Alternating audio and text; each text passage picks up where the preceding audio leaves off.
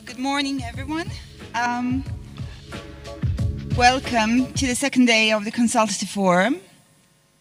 I hope that you had a good rest and that you're ready for some more interesting discussions on the role of the industry, this time in closing the protection gap for disaster risk insurance. I will now try to summarize the day one of the Consultative Forum. So, what are the most commonly raised issues among the policymakers and regulators when it comes to addressing the topics such as climate and disaster risk and addressing the protection gap in Africa specifically?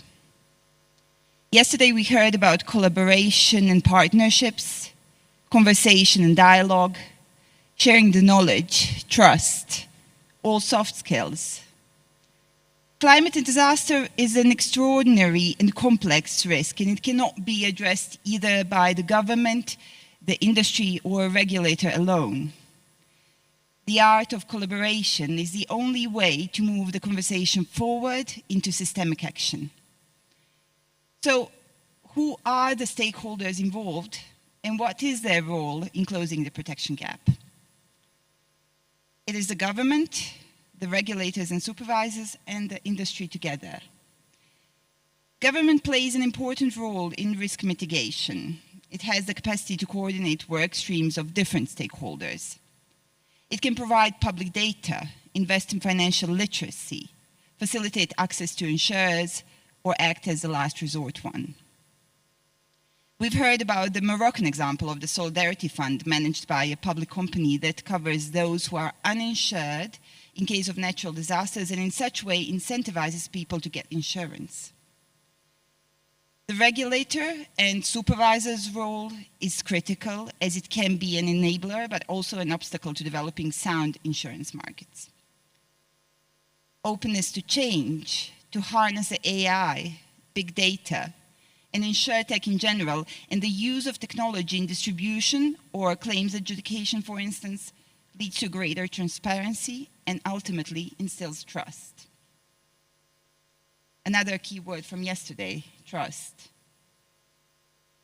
The industry has an expertise on risk assessment, and by sharing this knowledge, they support risk management within the public sector. The protection gap is an opportunity for the industry to grow, all the while helping the population to be prepared and better manage the financial hardships that disaster events can inflict. So to conclude, partnerships and broader discussion involving all these stakeholders is what is necessary to come to a better understanding of risks and actions necessary to mitigate these risks. The old styles of management do not work in issues as complex as this one. We need to better understand the customer in the low-income market. What is affordable for them, and how can product offer adequate value for money? Tech and simple and clear communication play a role here. And lastly, we talk about access to consumers. But what about access to governments in some cases? I will leave you with that. Now, the second panel today will be moderated by Janice Angove, who is with us today on behalf of Access to Insurance Initiative. Janice Angove is a qualified actuary and lecturer in actuarial science at the University of Witwatersrand. Janice was previously involved in the implementation of the capacity building strategy for insurance supervisors in sub-Saharan Africa for A2II. She has been involved in various capacity building projects for insurance regulators and developing regulatory frameworks for microinsurance in Southern and Eastern Africa for the World Bank, Finmark Trust, and UNDP and UNCF. The panelists and discussants of today's second panel are Victor Wong, who currently leads the actuarial and analytics team at Pula Advisors and serves on the board of directors at Anea Asna. Prior to Pula, he worked at Intact Financial Corporation and Cigna Corporation, working on car and home insurance and Obamacare, respectively. Shola Ajibade, Shola is an accomplished reinsurance underwriter with over 25 years experience in insurance and reinsurance. His most recent role was with Aon Benfield, South Africa, where he held the position of executive for Sub-Saharan Africa. And prior to joining Aon Benfield, he has worked on a number of insurers, reinsurers, and insurance brokers in reinsurance and management positions. Eric Kouagu Chusu is a statistical engineer at the Insurance Regulatory Authority of Cameroon, Yaoundé. Kip Korir-Koskai, who is a senior technical advisor to the African Risk Capacity Agency, ARC, with extensive experience in financial risk management, financial underwriting, and country risk assessment from several global financial institutions. I'm inviting everyone to come up on the stage now for the second panel.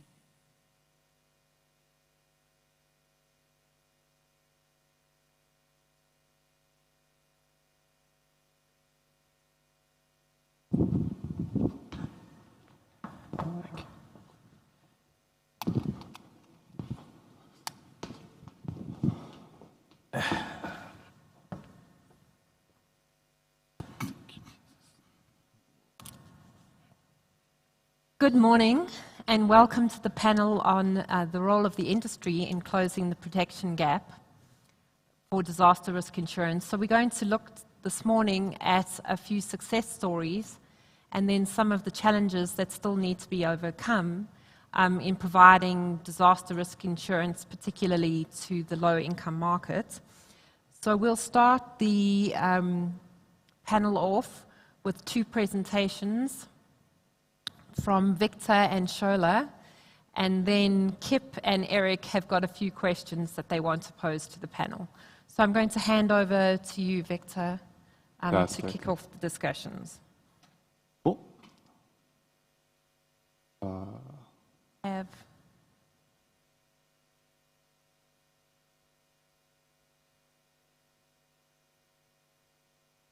I don't know if you want to maybe introduce Pula.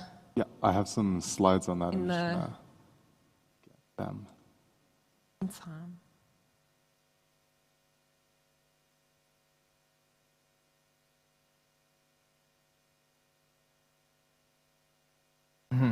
Sorry for this. Both of those are French. Hello. Working.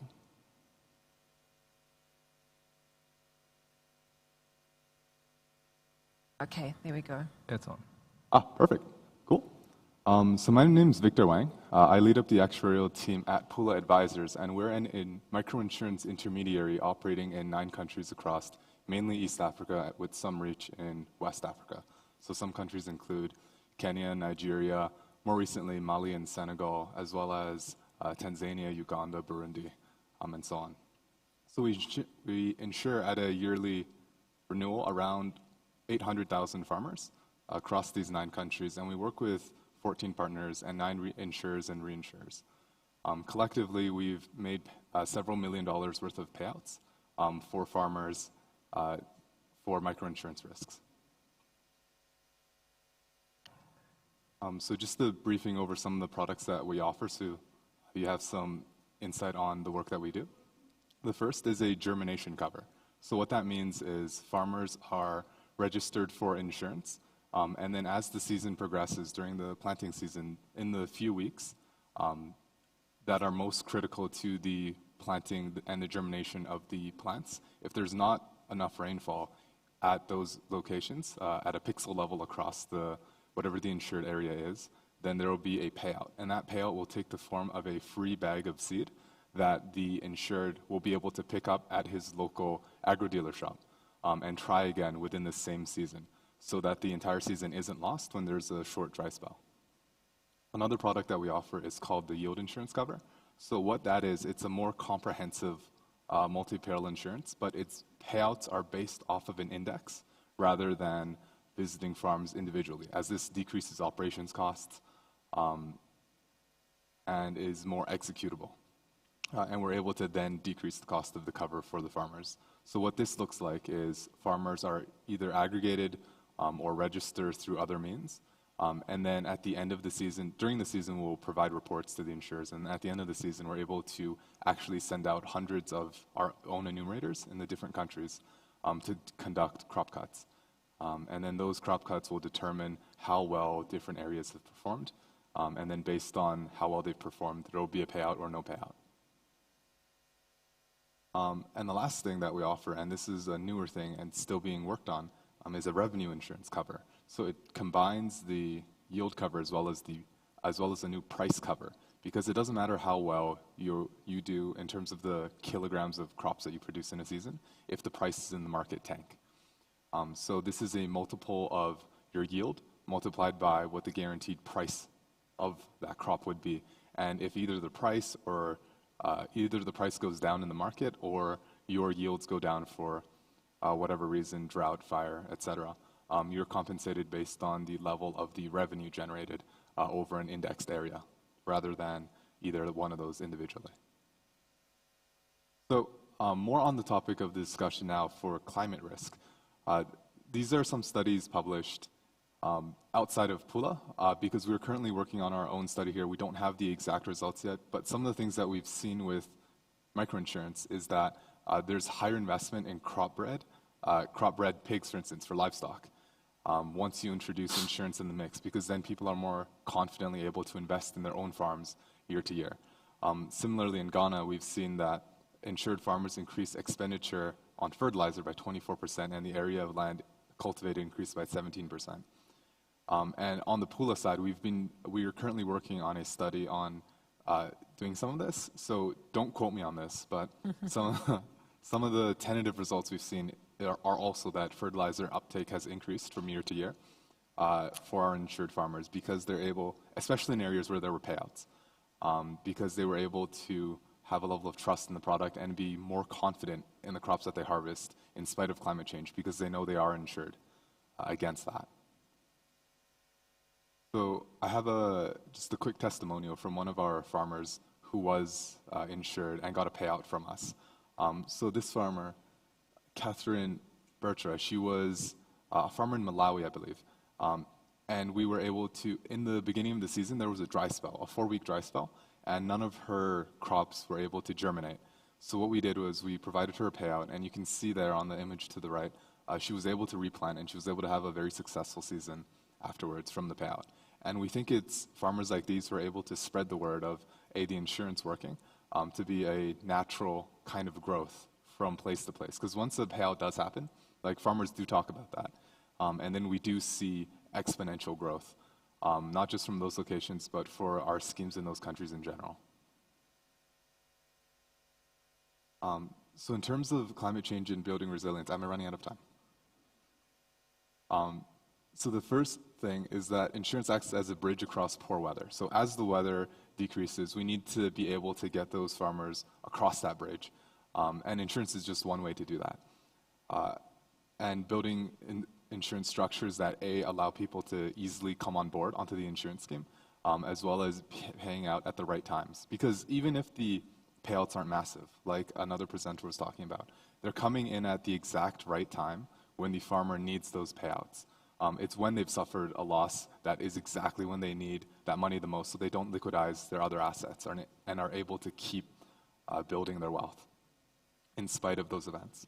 The next one is good weather then allows them, for all those years with good weather, the price of the insurance has to be low enough such that they're still able to invest. So in the good years, the price is low enough such that they're able to invest in the farm. And in the bad years, they're able to survive it because of the insurance payouts.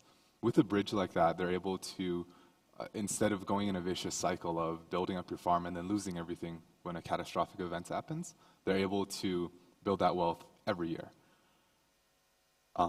And lastly, having an automated and seamless insurance policy system, so developing the tech that allows you to register these farmers in bulk, having the contracts with reinsurers, and the agreements with local insurance carriers to be able to renew these policies and keep a stable market is also important to being able to provide this bridge.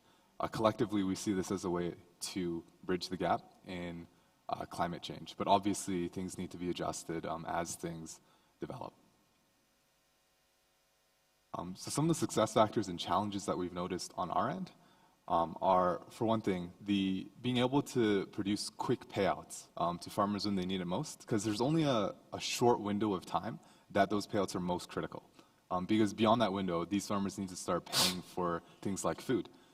So if you aren't able to get those payouts automated and quickly to them in time, then there's not too much point in it, because at that point they would have liquidated their assets already. And that's something that we wanted to avoid in the first place. Another important success factor in being able to register and insure so many farmers is effective operational execution. So if you're not conducting your crop cuts effectively and efficiently, then the cost of the product balloons. And if you're not able to execute these contracts on time, the insurance becomes null. Because reinsurance carriers, there's too much moral hazard in the risk. And finally, being able to conduct farmer engagement, so preventing the risk to begin with, giving these farmers access to agronomic tips that they would not have access to otherwise, like when to apply fertilizer, how much to apply, for what crop, when. Being able to push all of this information to farmers actively is another way to prevent loss moving forward. But there's also a lot of challenges that we've been facing. One of those is data availability and the difficulty in collecting it as well as processing it. So the systems that we've made to collect that data have been tweaked such that we don't need to clean it too much at this point, because 90% of data analysis is just cleaning the data. So we wanted to make sure that that wasn't the case. As well, to being able to collect this data in the 9 countries that we operate. Being able to manage the operations teams, which I don't do. Keely Gold does that, and she's really done an excellent job managing all of that. Another challenge that we've had is to get consistent government support for these policies. So in most developed countries, the government supports their agricultural insurance programs because, for a reason. And being able to get that government support for the countries that we operate in has been not the easiest. But if we're able to get a firm policy in place in each of these countries, we anticipate the industry being able to get a lot more stable and growing much more quickly. And finally, different technical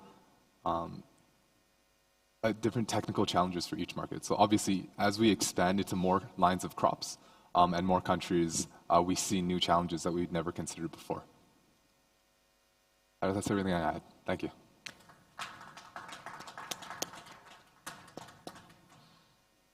Thanks very much, Victor. It's good to see really that some of the success factors really are focusing on the customers that you're trying to serve, and that you have plans in place to overcome some of your challenges.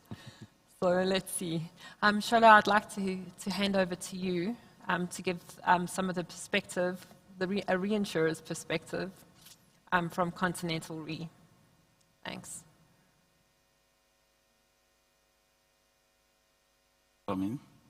No, so you'll see it. I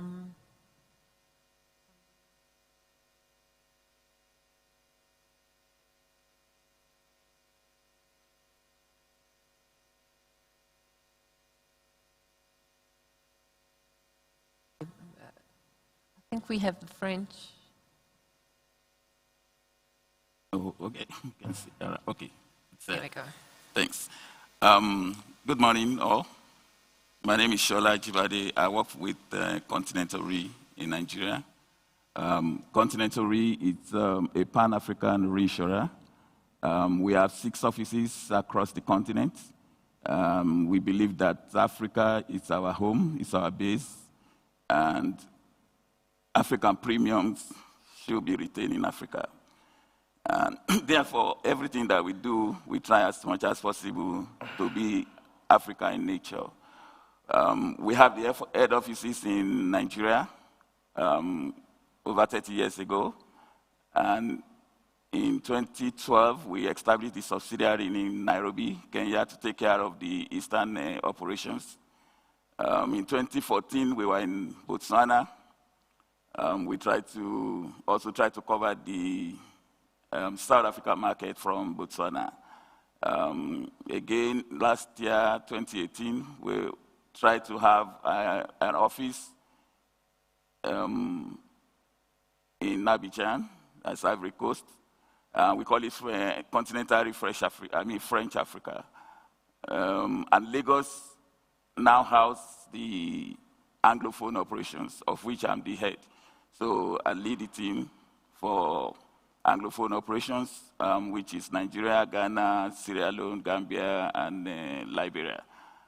I'm going to be talking about risk protection gap this morning, and I actually wanted to focus on flood as just one of the protections that we have.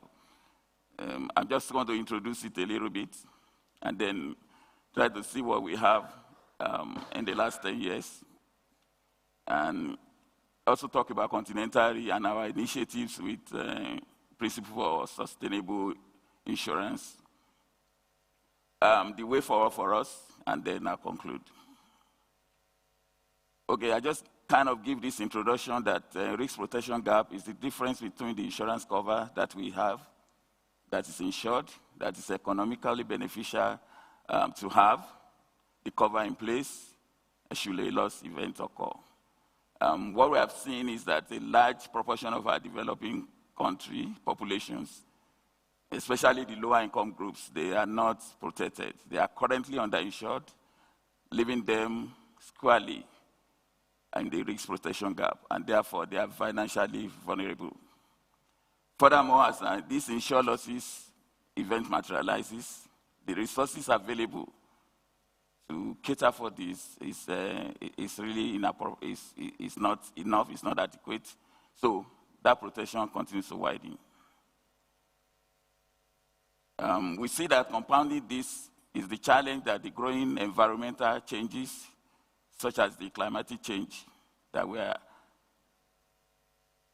going to make this potential loss, of this kind of people, really leave them unprotected. And we are seeing that in this form of this frequent, where we are having these storms, these floods everywhere, wildfires everywhere. So the financial loss incurred and those that are insured to build these financial resources from the scratch is often calling on the help of the constrained states, and that's our government, thus setting back the investment in our continent. I just give an example here, what happened in 2011 in Nigeria, in a province in Nigeria. It's called Ibadan. There's a dam in that state that overflows. When this happened, this is a result of it.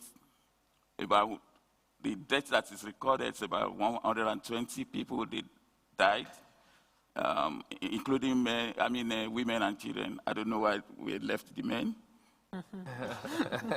But we focus more on the women and the children. So this is it covers so much areas that it's difficult for even the government themselves. The estimation in terms of reconstruction that's supposed to take place in that state at that time was costing about $125 million. And the state, that's the province, categorically came out to say, we cannot afford this. So they needed help, they needed donation. This is some side part of just a pictorial presentation of what's happened there. You can see it's a rain. Like I said, it's in one of the states in Nigeria. Again, that's 7 years after, that was last year, the same time, in Lagos, this is what we've got. Same way, affecting households, covering area communities that are affected by this. So it needed an action. It needed a call for an action from the reinsurer to ensure that we were able to do all this. So that's the problem that we have, and that's what we have to deal with. And that's what Continental, we're taking initiative. Lately, this year, we have this cyclone. Everybody's aware because it's around this area, in the southern area, covering about 5 countries, Mozambique, Zimbabwe, Malawi, and all that. Yesterday, we learned that the estimation that was put forward is about $2 billion for it. And then for Mozambique alone, it's around $750 million to about $1 billion. Mozambique can definitely not, so they were waiting for the aid. as at the last count, I'm not too sure, not factual, the aid that's coming to Mozambique is around just $25 million. So I don't know. So it calls for action, a collective action on the part of risk bearers to bring that resilience. I just took a little picture of what is happening. I'm sure that you've seen them, just to restate them. At Continental Re, how we're involved. In 2012, Continental Re is the first reinsurer, apart from South Africa, to sign into the Principle for Sustainable, the United Nations Principle for Sustainable Insurance, which, of course, deals with the climatic conditions and disasters. So at that, we are trying to build the capacity. We are trying to see what we can do, as a reinsurer, and also working together with our colleagues in the continent to see what we can do. So we signed that contract, and the first edition of that contract, of that convention that we signed, is that as a risk manager, the first edition of it took place last year in South Africa here, and at that, there's a concerted effort to make sure that we are able to put together an action plan to see what we can do. Our group managing director, Dr. Femi Oyetunji, at the second edition of it, we actually had it in April, that's 2 months ago, in Lagos. He said this, that as a risk manager, insurers and investors and the insurance industry has an important role to play in making communities and economic inclusive, resilient, and sustainable. That was his word. And he mentioned that the recent devastation that we have, and he's quoting the cyclone in Mozambique, and which is the Idai, and then the Kenneth, as I was saying, yet another one. It's a wake-up call for us that we cannot just sit down again. We need to do something about flooding. And he said, we need, as a reinsurer, to ensure that we are able to do something for the continent. So we have this action plan, or we call it a working group, that took place in April this year. And there we kind of agree on some things to do, which is leading me to this next stage, which is the next thing. And he said that we need to recognize the importance of government, because whenever this thing happens, it's the government that we call upon. But again, the resources is limited. I'll give an example. I think April this year again, there's another flood in Ghana. The World Bank came into the picture. It was donating about $200 million. Definitely that is also not enough. $200 million, it cannot do anything that side. But it's something. But it's government that is coming. More again, the various disaster management agencies that are created by government, even in most of our African countries, they were actually just working like in silos. They are not able to put together a nation. So we are at Lagos Conference, we agreed that we needed to get into each country's resilient officers for that state, or for that province, or for that country. And we needed to get together. Again, we also said that at that meeting, that we needed to get a reinsurer, about 5 of us that are prominent in the continent, and also big companies like insurance companies that are also prominent, playing active role in risk mitigation in the continent as well, to form a working group, and then to start to work with Africa risk capacity as well, in order to get what we call this risk model thing, the flood model, and then the catastrophe model again, so that we can be able to say, okay, if we have the statistics, if we have the data, right now the data is not also there, but I know that they're working, my colleagues there will talk about it, they're working on it.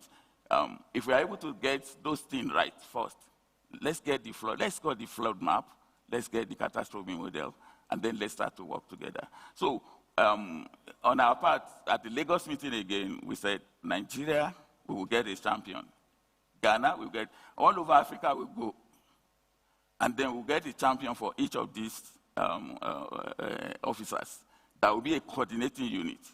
So we start to work from the community level in each of the countries, in each of the provinces, and then come together again. And that's what we're doing. And that was the action plan that was there, you know, like I said, in Lagos. So right now we are ready, but it's a bit on the consultation, right? Because it's like we said, from 2018, it's a wake-up call. And then we're just trying to do consultation, and then we're trying to do meetings, and the end of it, working with them as well. Then we think we should be able to come up with a product that will be able to cater for disasters, you know, in Africa as a continent. So, like I said, we're looking at the continent as a whole. Again, when we're talking to the world, when we're talking to the United Nations, we wanted to put a voice and say, yes, this is Africa. This is Africa's experience, and this is what we're doing. So we need to help ourselves first. Before, we don't want them to come and tell us what to do, that we know what to do here, even in Africa. I think that is it. So thank you. I think I just said it.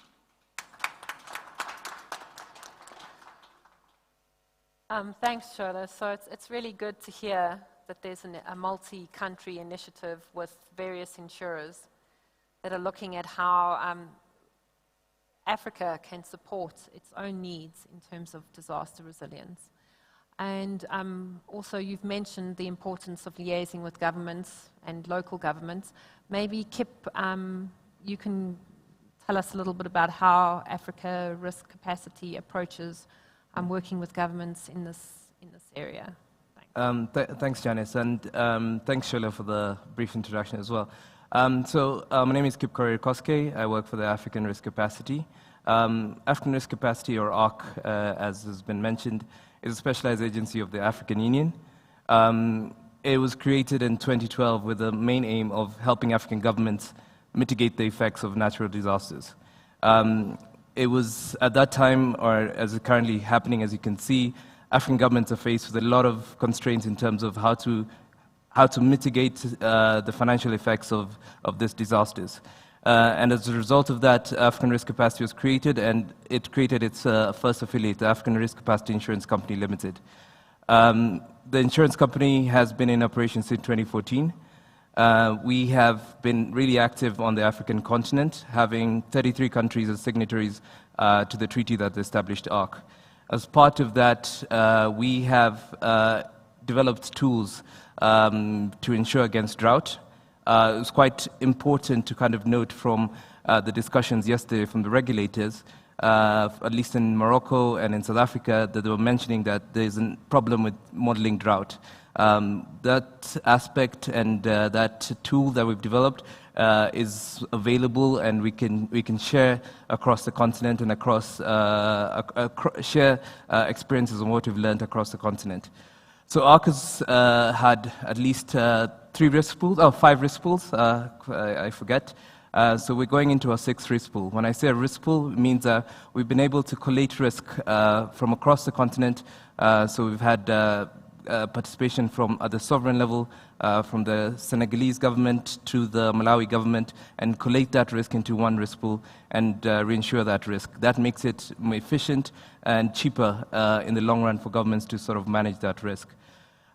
Importantly, ARC is sort of embarking on a new sort of strategy. So the strategy is focusing on what we call development insurance.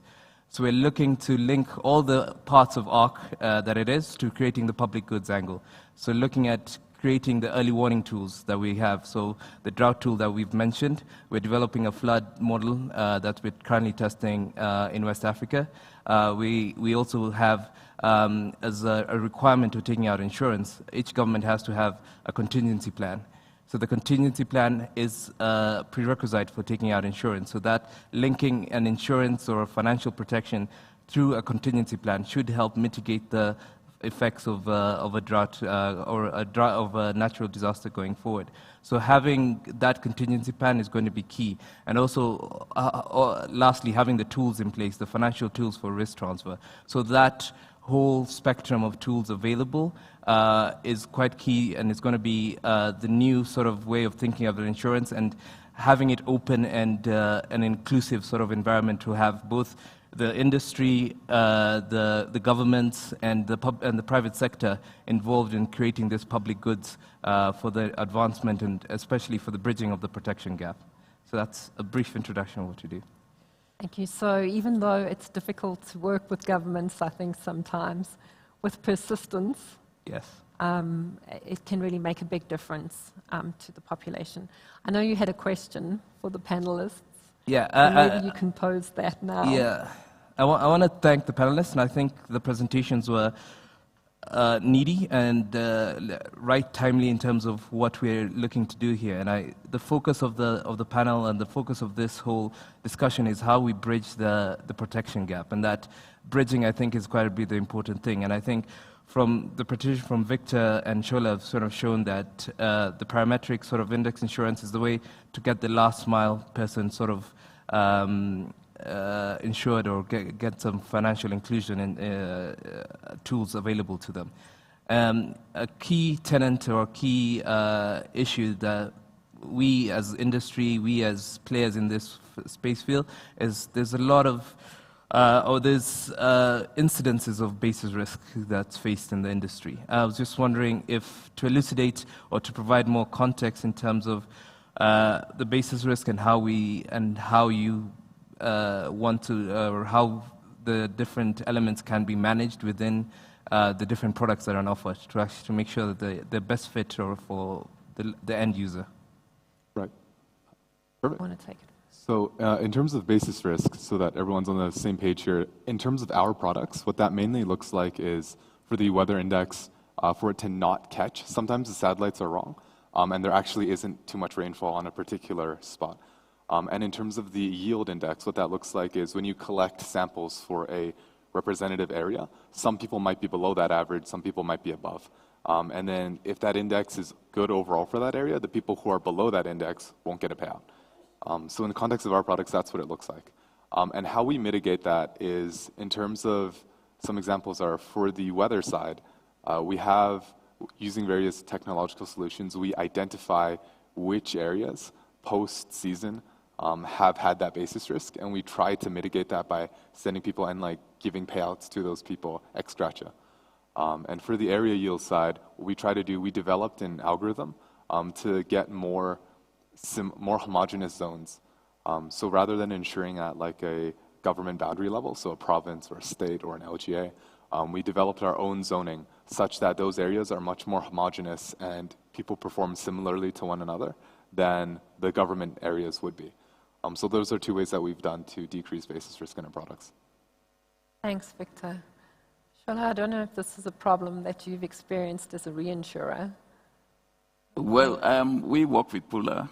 We started working with them again on the area yield and also on the index, which is the new product that's being developed to cater for the agri side. The experience is not much because we just started. Okay. And then, so we have not actually measured the impact of, the baseline of these products. But one thing that is sure is that the federal government of Nigeria actually floated a statutory body that is called NISA. That is the one that is actually responsible for, they give loans to small farmers, and then it's coordinated by the insurance company, a specialist insurance company that is set up for that purpose, which is called the Nigeria Agricultural Insurance Corporation, mainly for agri. So the Reserve Bank loans to these smallhold farmers, put them together, and then the insurance part of the back side of it is that then it's coming into reinsurance, and then us, Africa Re, and then some other reinsurers are on that program just to make sure that we give the reinsurance protection at the, on the other side of it, of events. So you'll be gathering experience over time. That's great. So Eric, I know you're very passionate about making sure that the low-income market is covered for disaster risks. So, and you've also got a question that you want to pose to the panelists. So Eric will be speaking in French. Okay.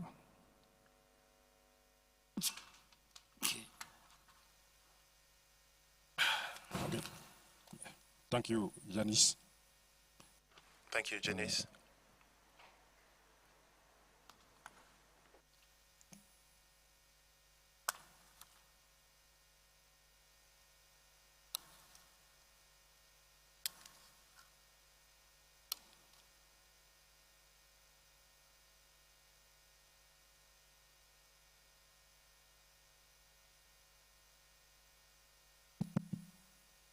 Okay, merci. Merci beaucoup. Thank you very much. Thank you for this opportunity that you're granting me. I have this opportunity to participate in this important debate, which focuses on African peoples. Can all English delegates hear the interpreter? All right. It seems that there are some technical issues with some earphones. Can Janice hear the interpreter? Channel 1 in English. Can Janice hear the interpreter? Channel 1. Channel 1. Channel 1 English. Can Janice hear the interpreter now? All right.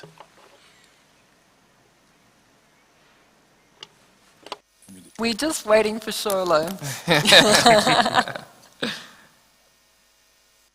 Can Mr. Shola hear the interpreter on channel 1? Can Mr. Shola hear the interpreter? All right. Thank you very much. I was saying thank you very much for this opportunity that you gave me to participate in this important debate, whose primary purpose is to help our population in getting better used to their environment and get back on their feet once there are victims of natural catastrophes. I'm extremely happy to see that we have a Pan-African reinsurer in the panel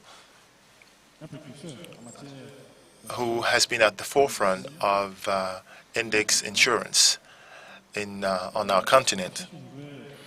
And so the question that I would like to ask is, given the fact that most concerns are pretty much the same, that is in most of our countries, don't you think it would be more interesting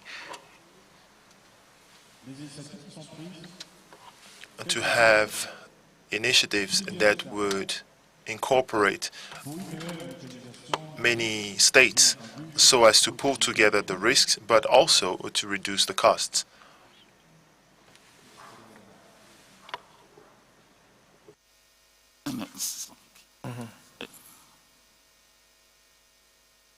Sorry.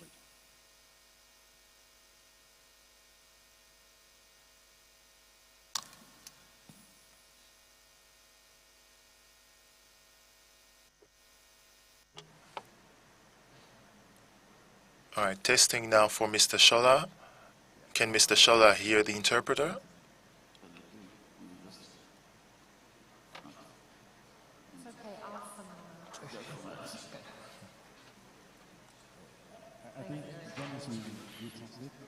All right, so Janice will translate. So I was saying that. Okay. Can Mr. Shola hear the interpreter now? All right. So as I was saying, I wanted to find out if the initiatives that are taken to identify, to quantify, or to establish the cost of index insurance products, don't you think it would be more interesting to integrate or to ensure that many states work hand in hand in order to pull together the risks, but at the same time to reduce the costs that are included in the implementation? Because we have, for example, a company that has put in place a project in one of the northern regions of Cameroon, But when you look at the features of those regions, they are pretty much the same as the features that are found in other regions in Chad. And so the work that is done in Cameroon is the same work that is going to be done in Chad, whereas the same thing could have been done in both countries by one company and by all states pulling together the resources. So we are extremely lucky to have one African reinsurer, but the issue would be to try and see how we can collectively address the concern, address the issue, so as to work hand in hand in one particular area. Thank you. Thanks very much, Eric. So mainly the main question is really how can we consider a multi-country or a regional perspective in terms of insuring risk, and is that going to be more efficient and create a better risk pool? So I'm going to let the reinsurer give some comments. We'll also, I think, ARC can give some comments on their experiences, and we'll consider whether intermediaries have a role to play as well. I'll let you show. Yeah, I think that it's one of the things I mentioned in the presentation, that as the momentum's getting going on, the intention is to have one voice as South Africa in tackling this. And I said that we're going to be working with African Risk Capacity. Fortunately for us, and that was a vision for Continental Re. That's why we kind of said, we are going to have offices in the 6 geopolitical zones. I mean, in terms of Africa, that's the way that we do it. And it's a group company where whatever that we have, we apply in every area, whether in Botswana for the South Africa market, or for the Botswana office, which is South Africa, the one in the Eastern Africa, which is our subsidiary in Nairobi, or the Lagos one, or the French Africa. So, like I said, it's an African perspective, and that's the basis of Continental going into this. The locally communities, we need to study them, and we need to start from the local level, and then we now consolidated them into one policy, into one strategy. And the next step that we are moving into now is that I was having a discussion this morning. What we wanted to do, we also try to co-opt other Africa reinsurers and insurers as well. And what we do is that we're going to get a local champion like Nigeria, where Continental Re is prominently. And when we get to Ghana, we will get the Ghana Re. When we get to East Africa, we will get Kenya Re. When we get to South Africa, we will get a company like Santam, who is also very global in nature. So we're going to be having a meeting together. And then the solutions that we're going to be offering is going to be a consolidated product that we cut across the continent. Because whatever that is happening, as we said, in Chad or in Cameroon, is possibly going to happen everywhere. Disaster is the same. It cut across, and the damage is devastating. So we're having one solution, and that's where we're moving to now. And then we're working on that. And so we will have what you have in mind, in the nearest future. Yeah. Do you want to talk about the portfolios in a little bit more detail? Yeah, and I think the question is quite timely as well, given that, as he mentions, the aspect of pulling together risk and doing things as a group makes economic sense, and it actually is the way that the world is moving and the way that Africa should be moving. But even before we get to the insurance stage, I think we need to take a step back. What Victor mentioned in his presentation, some of the constraints in terms of the data, the technology, where we are as a continent, I think it's time for us to kind of come together, analyze this risk as a collective, and it'll be much cheaper, much more efficient, and it'll be a more unified way of approaching this issue that we face. But so as the project you mentioned is happening in Central Africa, it's something that I'm sure is being replicated in West, East, and Southern Africa.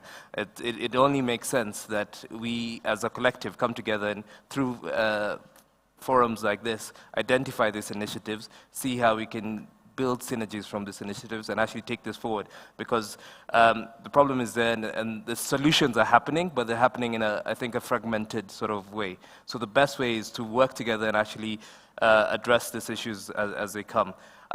In the practical sense on the insurance side, and what we've actually managed to do in terms of pulling the risk, as I mentioned, we've done 5 risk pools over the past, since 2014. We've managed to transfer $500 million worth of drought risk, $500 million worth of drought risk to the international reinsurance market. We hope now to start working with Continental Re to be part of that reinsurance panel.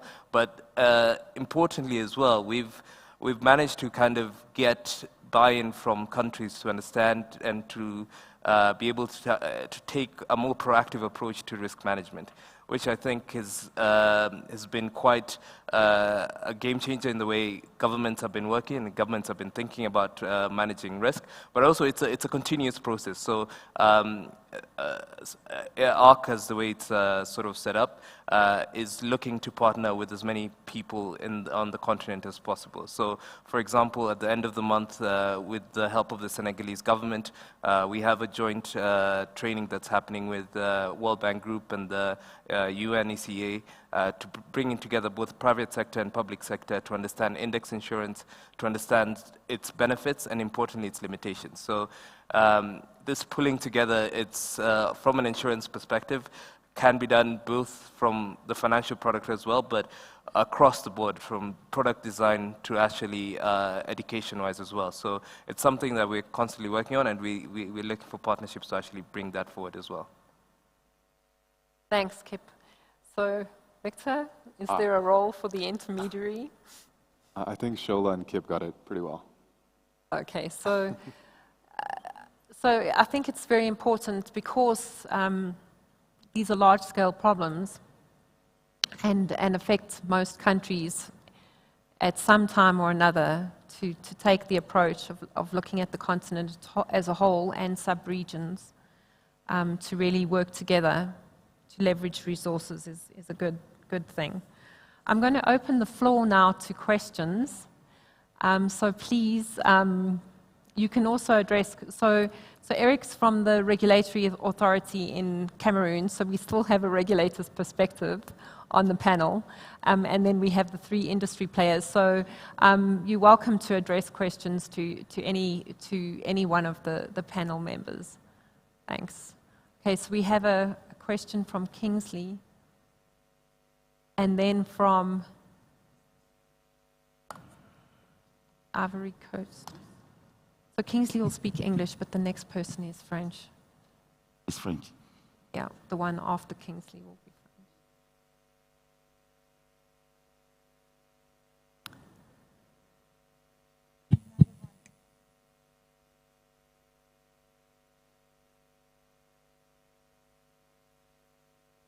Good morning, everyone. I'm Kingsley from Ghana. My question is this. One of the major challenges that we have on the continent is that when it comes to planning, we have very good plans. Implementation becomes a major challenge. First, what are the timelines that Continental Re has set itself in terms of engaging the other stakeholders to ensure that this project starts? And then secondly, how sustainable, what are the plans for sustainability of the project going forward? Okay. We have the time frame that we have. Like I said, everything is just taking momentum. I said that last year in Johannesburg here, the Principle for Sustainable Insurance workshop was held. And that was the starting point. And then we said this year, we were in Lagos, and then some action plans, were agreed to go. This action plan, including liaising with government, getting all the resilient officers across the continent. Each country, we need to get in touch with them. So there's a plan to reach out to them, to bring them into these working groups. And of course, I mentioned that African risk capacity is part of the agencies that we needed to get in touch with. Also, right now, AIO is also doing some flood modeling. Most of the problems that we have is people are just working in silos. Our aim, our vision is to bring everybody together and have one disaster strategy that we'll be able to implement, that will be sustainable, and then that will be able to cater for Africa. And we will be able to get all this, as we said yesterday, about public-private partnership, involving the government, involving the regulator, the players as well, and even the community themselves that are involved, that are going to feel the impact of this.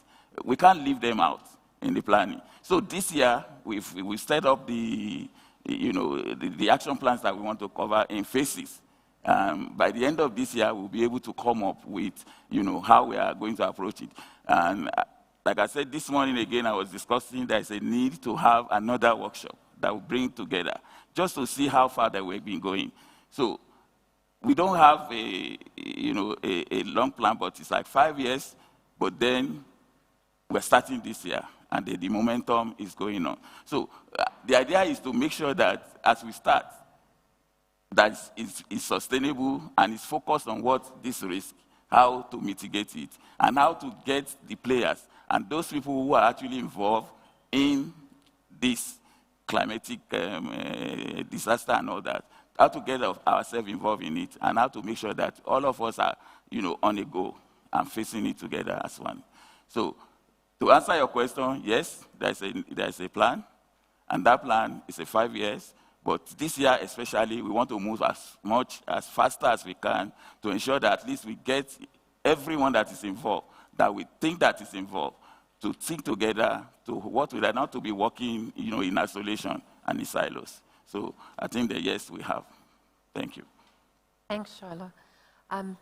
Yeah, Cote.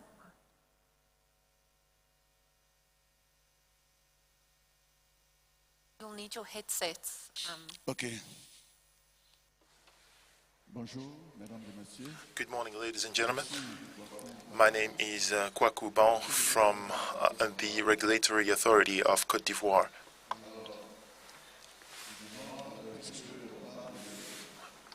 Since we're talking about a number of initiatives, I would like to highlight the case of Cote d'Ivoire, which has 2 initiatives at this moment.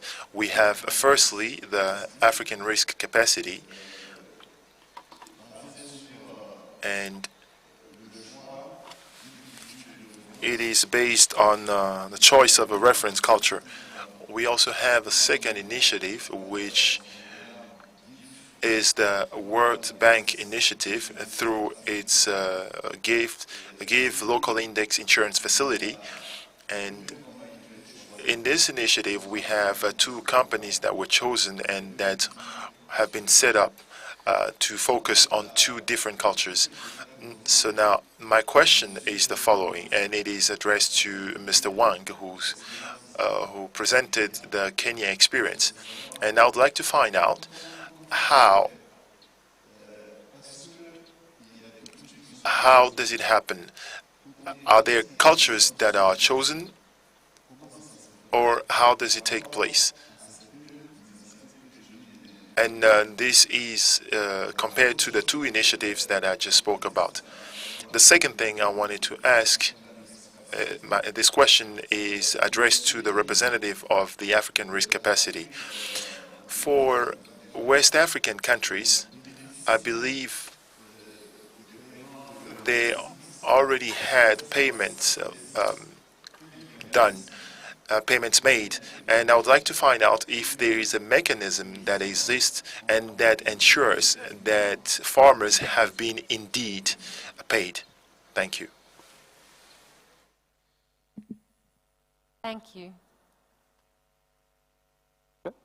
So I'll go first. In terms of your question on how does this happen, I'm going to assume that means how is the product created and the insurance implemented. So to answer that, we actually do have some projects coming up in Cote d'Ivoire in the next season for some crops there.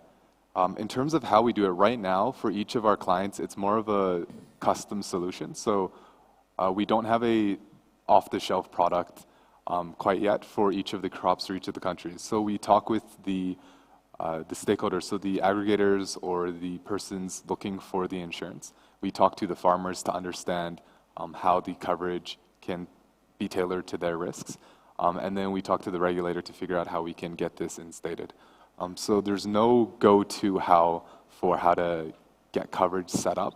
It all depends on which market it is and specifically the specific needs of the farmer. I don't know if that helps. On the question of the payouts and how we actually check that the payouts have actually reached the intended beneficiaries, I think it's a very good question, and I think it brings to fore what the contingency plan is. So when the government takes out insurance with ARC, the contingency plan is not a plan which is just going to be put on the shelf and wait there for eternity. It's something that we actually look for as an action template of what actually is supposed to happen when a payout actually gets done. We've had, as you've mentioned, we've had payouts of $36 million since inception, and to that, each country has to report to member states on what activities they've done with that money when it goes down to the ground, and this report is also verified by third-party agents that we have on the ground, such as your big four audit companies are involved in that process. So, and the report is published online as well. Importantly, and to the tenets of ARC was set up to ensure that there is quick and timely payouts to the countries and to the beneficiaries and the end user. So our funds have to be used up within the first 6 months of a disaster. So this implementation plan is further validated through these checks that we have, that they have to come back to report to each other at our governing board, which is the conference of the parties. So for example, the last payout we did to Mauritania gave a report to the rest of the countries on how they use the funds to sort of mitigate the effects of the drought. And in terms of what's usually done for the payouts that we've provided, look for providing fodder for cows, cash transfers in a lot of the cases, and also for food supplies to people in the local region. So that information is available online, and again, it's something that we're looking to build out and grow and see how we can actually improve on that process. Thanks, Kip. And then Camden. Yes, thank you to giving me the floor. Oui, moi c'est Camden Raoul. My name is Camden Raoul from the Cameroonian Insurance Regulatory Authority, and my question is addressed to Mr. Kim Koris-Oske from the ARC.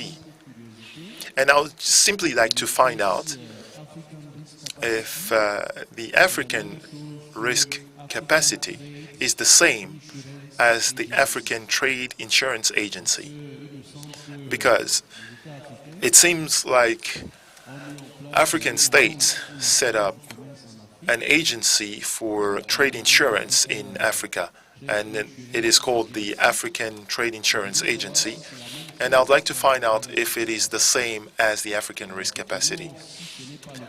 If it is not the case, I'd like to find out what indeed is the relationship between those two structures. Are they competitive? Are they complementary? When it comes to covering Nat Cat insurance, do they address the issues together or separately? And finally, I would like to find out if those two agencies, if they work separately, how can they work together? So these are the questions that I would like to ask Mr. Kolaski. Sorry for mispronouncing the name.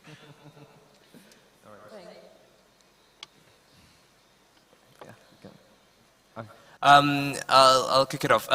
Thank you for the question. In terms of ATI and ARC, they're completely different entities. The risk the risk cover that's offered are relatively different. I think ATI mostly focus on political risk around trade, whereas ARC is specifically mandated to look at natural disasters and the risks around that. It is true, and it's something that we should be looking at, working together with ATI, Africa Re, and all the players out there to actually have a united front to manage or to look at the African continent as one and see the synergies that we can actually get from working together. So that's thank you for that point. I think we'll take it forward. I think we'll start building our relationship with ATI. We have quite an active relationship with Africa Re already as part of the reinsurance panel.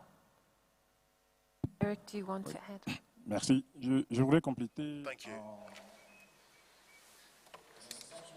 I'd like to highlight the objectives of the two agencies. ARC is mostly focused on NatCat insurance or NatCat risk, whereas the ATI, as the name suggests, is focused on facilitating investments in our countries.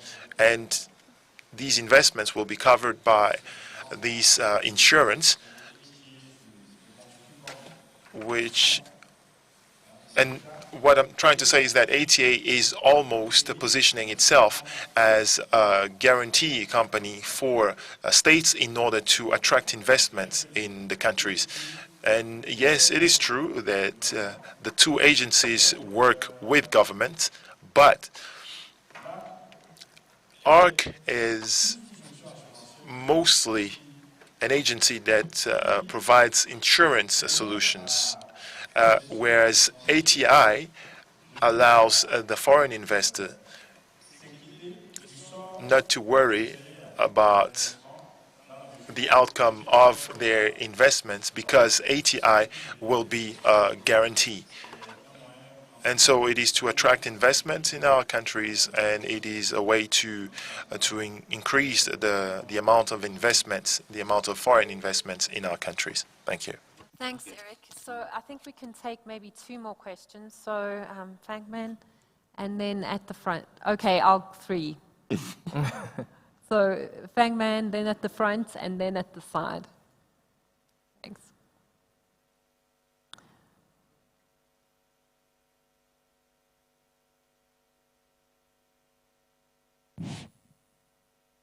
Fangman from CIMA. I don't know if my comment is just a comment or a question, but my parents are peasant. We have got a farm, and I can see that and I've got some cousins in the village. Due to the progressive decrease of the rainfalls, they don't get what they want when they are farming, and each year the yield is decreasing and the production is also decreasing. And we can see a lot of people coming from some other countries, notably from Burkina Faso, from Mali, and coming in Cote d'Ivoire, due to the fact that when they are farming, they are not getting what they were used to get in the past.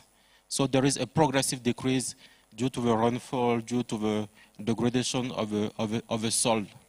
And they don't want to wait until 10 years to see that there is nothing if the first year you have 10-year decrease, the second year you have 10-year decrease, and you see the trend, you know that if it's still going in this direction, at the end you will not get something.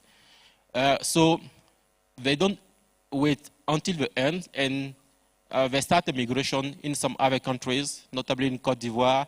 You will have some taking some boats and going to Europe. A lot of are dying in the Mediterranean.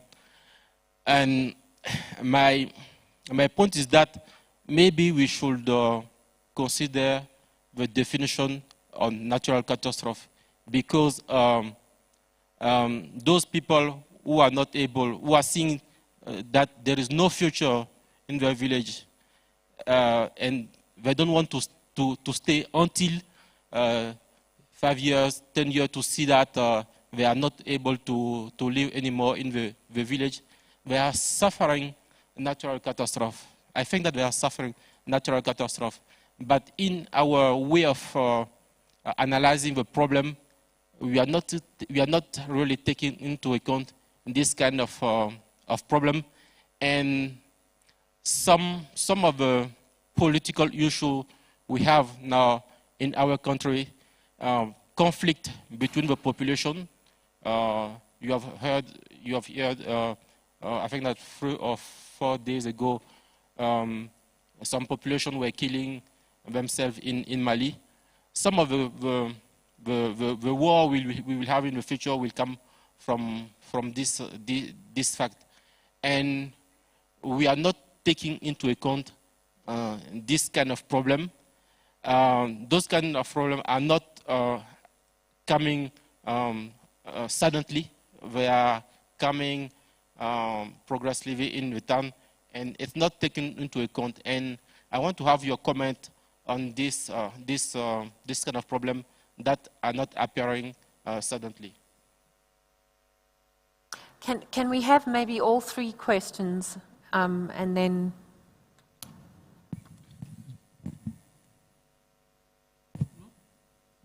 you can think about that answer. Yeah. Oh, this will be French too. Merci. Well, thank you. My name is Namad Nod from the Supervisory Authority of Senegal. I have a comment to make rather than a question, because of course Senegal is a pioneer in the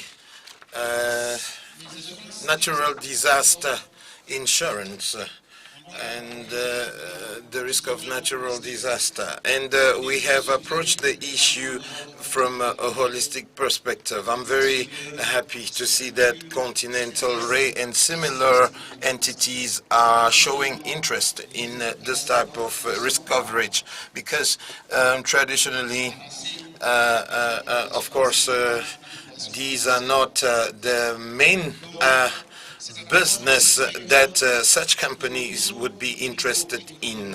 Of course, this issue means that when we have these catastrophes or disasters, those insurance companies are those that step in, but we have to use index-based insurance. But this is a very important issue. We being able, regarding the coverage against drought, for example, in the Sahel region, finding solutions enabling insurance to cover these type of risk is very important. And that also means that innovation is very important in the insurance approach to covering the risk of natural disaster. Of course, it's not about engineers going to the field to do some assessments. That means that it's a welcome this initiative is welcome, and through ATI, we have an institution that has positioned itself at the macro level, especially since the resources required to cover such risk in Africa are not necessarily available, and it's very important to have partners, that collaboration between the insurance side of things that insurance companies have put in place in terms of solutions, and what the state will, of course, do. That, of course, we all know that the populations affected do not have the resources to protect themselves. So, of course, the state must contribute and join efforts with the private sector to provide solutions. I think these initiatives, this type of initiative, should be encouraged, and ARC should serve as a model to inspire other companies to do the same. And the private sector has a lot of skills, they have a lot of resources, and they can help us. And as it was mentioned, ARC is ready to work with other companies in order to ensure that these issues regarding the coverage of risk for risk of natural disaster is, of course, dealt with and provides the solutions that African populations need. Thank you for your attention.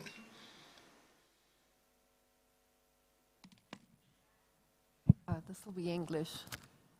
Okay, thank you. My name is Balai. I'm from the National Bank of Ethiopia, which is the country's insurance business regulator. I have 3 questions.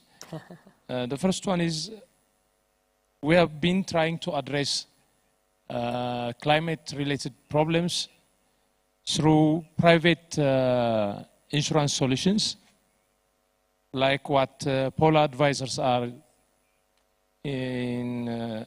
As far as my knowledge is concerned, they are working with private insurance companies so that the solution can be provided by bringing public-private partnership. On the other hand, at the macro level, governments try to address disaster-related problems by setting up African risk capacity. So, in both cases, even at the private level, from the experience I have, government is expected to provide, at least for the initial years, to provide premium subsidy. On the other side, for African risk capacity at macro level, it is still the government who is required to provide the finance. So unless we can bring together large number of players and a large number of countries to make the contributions, can it be affordable for countries, for states, to pay for the premiums and also to support people at times of large-scale climatic shocks? My other point is, if I am not mistaken, I have heard that the Nigerian government has set up an agricultural insurance corporation. So the central bank provided the fund, which means the government gave the capital to the company. Unless the household farmers are paying the premiums, it is still the government that is going to pay at times of shock.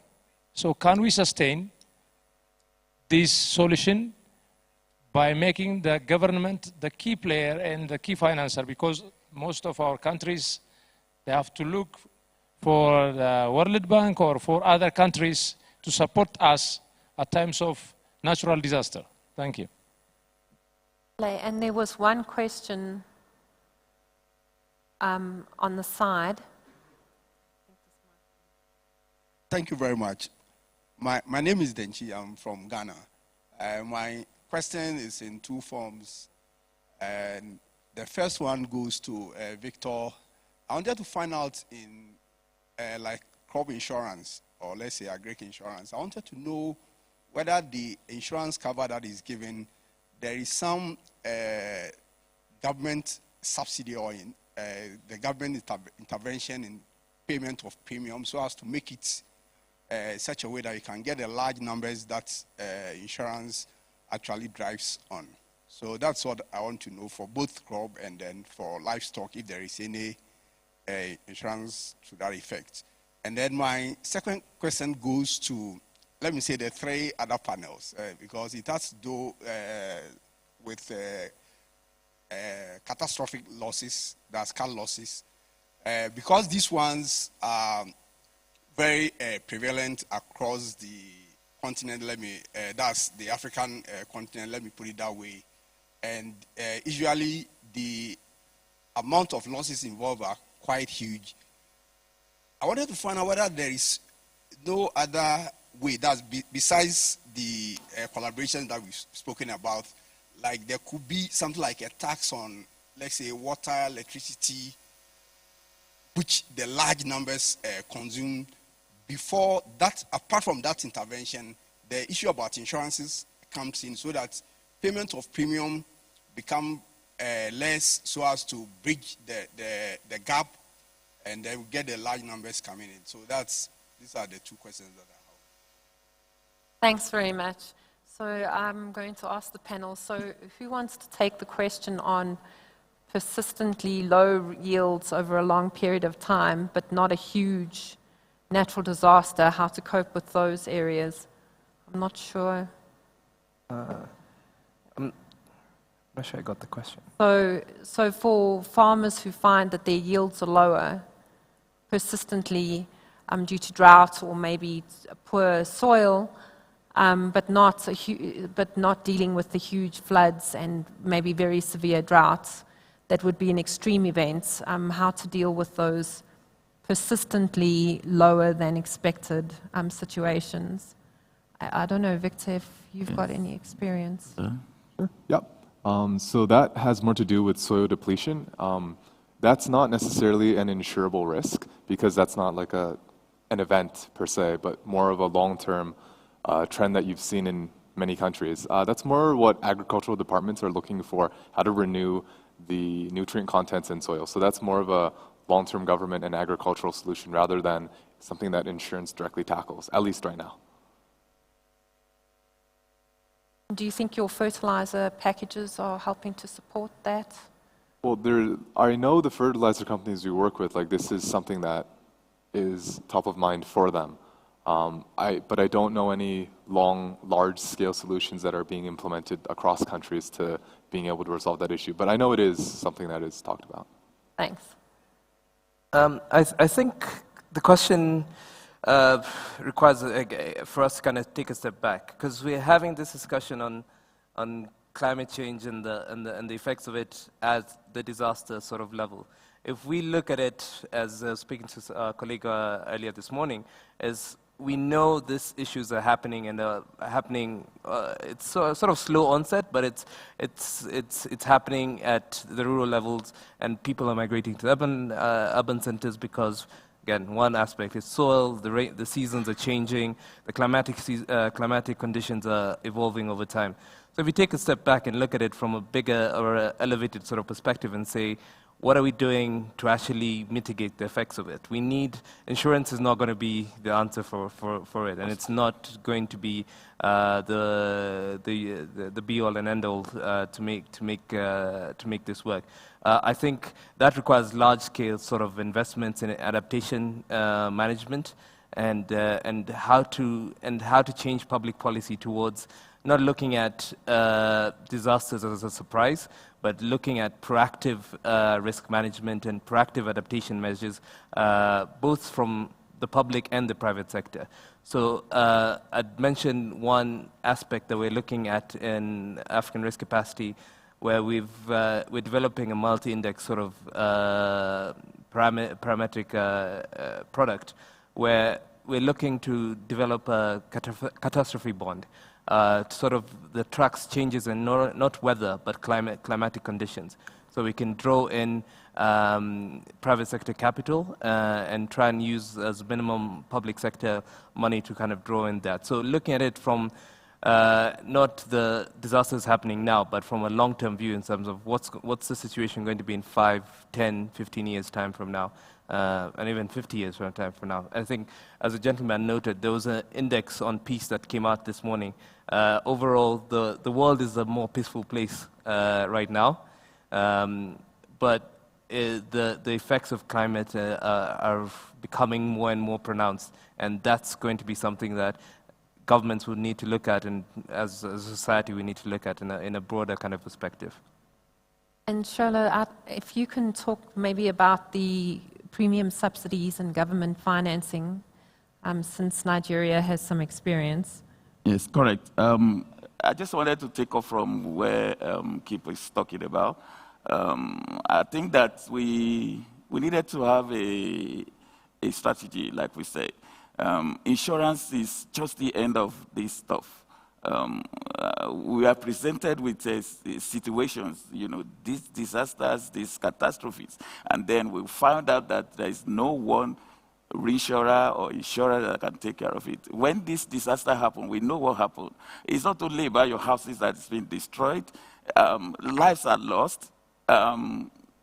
Even those ones that survive, sometimes you have the heartbreak of, these are some of the issues that for insurance, these are some of the exposures that we needed to measure, we needed to know. And the first step to us in Continental is that we wanted to, and we did that, the report is not out. We needed to study those maps, how can we deal with these exposures that we are faced with. And we know that when they come in such, this catastrophe in terms of how to mitigate. So it's going to deal with construction, reconstruction, it needs to deal with, so we will focus first on the risk management aspect before we talk about the insurance. So that's the beauty of it. If we have identified an area, for example, in Lagos, for example, in Ghana, in Accra, it happens. We know these areas. We needed to know and to measure this exposure that if this thing happens from this area, who are these people? What are they going to lose? How can we quantify this? So we need the study of that. We need to be very sure about that. Then when we finish that, the identification, then we now talk about what can we do? Who is going to help us? From all these agencies and the private, the public, even the insurance people, the regulators. So what are they bringing on the table? We need to synergize, and we need to have a broad strategy that will be able to take care of all this exposure. So we identify the exposure, we measure the exposure, and then we said, no, okay, how do we go? All houses. Is it possible that we show everybody, how much are you going to be paying? How much is this thing cost? How much is the individual going to put into it? How much is government going to put into it? Which is precisely what is kind of being done, on it. So for me, I believe that we need that global strategy, and we need to concentrate more on risk management first. And you can't do risk management without identifying those areas, which is the map, then we construct the models for it. And that's where we are aiming to. So to that extent, I think that we'll be able to go further. On the extent of the insurance, the insurance company in Nigeria that is focused mainly on agriculture, I would say that the company has been there. It's not just created. The company has been in Nigeria for a long time. It's just that they veer away from, the original plan that they have to concentrate on agri insurance, and veer into other non-life, non-marine, and other stuff. But now they are coming back with the support of the Reserve Bank, which is our central bank, trying to put some money into what we call agri when things happen like this. And we're working with Pula again, and it ensures that the premiums for that, for each of those farmers, they put them together, like 5,000 of them, or 10,000 of them, and then they give them this money. And then there is an what we call the extension services that are supporting this initiative. Not only that they plan, but there's some people that will be there with them. The overall premium, if I can confirm to you, is about 50%. The government will pay between that 50% of what the actual premium. So the farmers actually pay like half. Half of it is coming from the government of all these farms because they have the records. So they gave them this money. So there is a subsidy. And that's the way that I operate. But on a global level, when we finish with all the plans that we're talking about, we should be able to insure everyone in that community. And there should be a subsidy from the government that will subsidize, okay, how much is it cost? What are you going to lose? So why are we going to do this?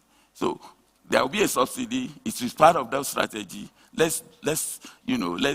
put them together, and then we now begin to say, what is the action plan on this? I think that's the take on that. Thanks, Shola. So, Kip, can I ask you, so we have to be very brief because we're using up our tea times. Do you want to take the last question very briefly? The last question on the innovation or the... I'll kind of start off with that, but end up with innovation. So in terms of the financing costs, yeah, you're right. Governments are overburdened. We're putting a lot of pressure on them to fork up premiums, both for themselves and for the vulnerable people in the community. I think that's where the idea of the development insurance comes in. So essentially providing this, providing tools, providing the necessary environment for actually insurance to sort of to filter into becoming something more valuable. And I think I'd like to thank the gentleman for bringing out the idea of innovation and experimenting and coming up with new tools. And I think what's sort of missing, and just to be very short, I know we're overrunning. But what's sort of missing, I think, from the insurance perspective, is we need to be seen to be fit for purpose for the end user to actually derive that value. So I think hopefully with all this innovation that you're seeing here and what we've seen throughout the week, I think it's coming. I hope the eureka moment for insurance actually happens sooner rather than later, so that actually we can see some burden being taken off the government and people actually start seeing some value out of insurance. So for that, thanks very much, Kip. And thanks to all the panelists. It's been a very fruitful, I think, discussion. And I think, well, I don't know if it's a good thing or a bad thing, but in some ways we've posed more questions than answers. So I hope that you will take all of these ideas and thoughts back with you and discuss them further. But I think it's really important to bear in mind that we really need to start working together and stop taking such a fragmented approach. And it's not just between industry, governments, and the regulators. It's also across countries where we can work together to gather data, come up with more efficient processes and programs. And the other thing to bear in mind also is that insurance is not the solution to all the problems of climate change. And there are really many other risk mitigation techniques that need to be taken so that people can prevent or at least mitigate the effects of large disasters and also prepare themselves when things do go wrong. So thank you very much. And it's going to be tea time. So I'll hand over to Dunya to let you know what we're doing for tea. We can wait for... Thank you. Yeah? Okay.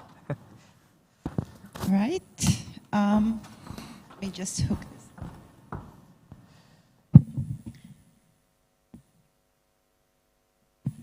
First of all, thank you all the panelists for this great discussion, and thank you for your questions from the audience. It's been an unusually lively panel.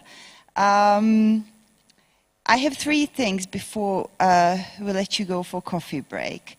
So the coffee will be served once you have submitted your evaluation forms. It's what we really need, and I would like to remind you you can look for Teresa at the entrance, or either hand them out to me or Teresa over there from A to II. But this is one thing that is very important for us to understand how did you like this, and if there is any room for improvement for the next year. Secondly, we will have a workshop right after this break. It will be a longer break. And I would like to invite Bert, who will be facilitating the workshop, to run us through the process. There are some things that we need to discuss prior to the coffee break. So, Bert, if you would like to take the floor.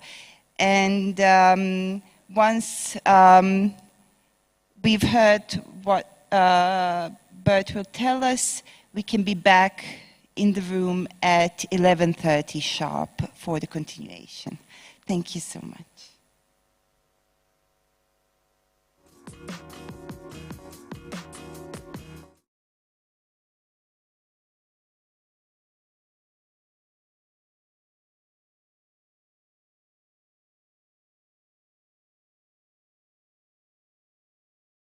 The AIO conference and yesterday and this morning. So it's time to put it into action and to see what it really is when we do that. So when you come back after the break, you will be part of an insurance company that is going to build some solutions for some of the low-income communities that are struggling related to climate change.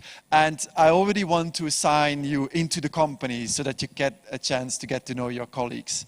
So we want to have a bit of a fair split. If you speak French, please keep your headphones on, or put them on anyway, so that, that we can make sure that we have groups that can really understand each other.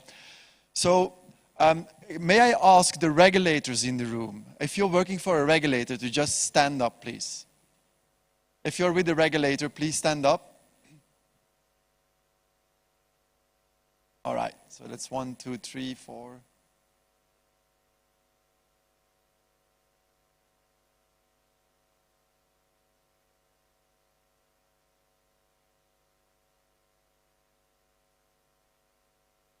All right, so may I ask the regulators who speak French, can you come forward, please? If you speak French and you're a regulator, please come forward.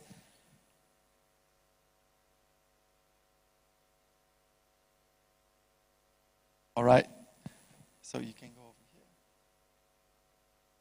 Here, okay. Alors, vous pouvez ceci.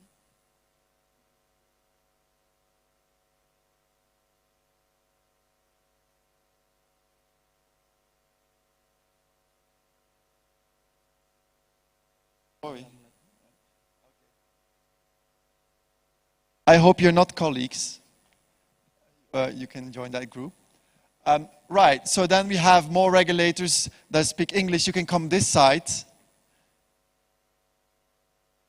Get close to your colleagues so that we can, voilà.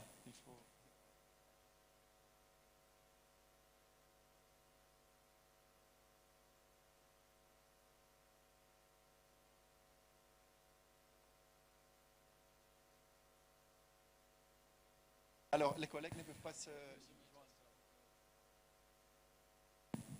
Wow, okay, so you can go into 3 different groups, but please try not to be with your colleague if that would be the case, okay? So go into 3 different groups. So you're 1, 2, 3, 4, 5, 6, so 3 times each. So you will be one group, you will another group. Don't move, you're gonna go here. And then you join the ladies team. Cool. All right. So whoever is seated is from, are there any policymakers in the room? Are there any more policymakers in the room? I think so. Are you policymakers or industry? All right. Please, so those who don't... Oh, there is some dispute in the companies. You're already hiring people back and forth. Okay. So you're from? Continental Re. All right. But I have to be leaving. Sorry. Oh, okay. And that's why I'm not joining the group. I have to leave. You can come to the front. No, that's cool. We'll need you as well in the groups. We do. Yeah, we'll have now the industry joining. You're also from the association, isn't it? So please join one of the 3 groups over there. And may I invite you as well to join one of the groups? So one of the English groups here. Oh, vous parlez le français? Voilà, vous pouvez joindre un de vos collègues régulateurs. Please, join one of the groups. And Victor, can you also join one of the groups? You can choose. You can come here. Yes. And you can join this group.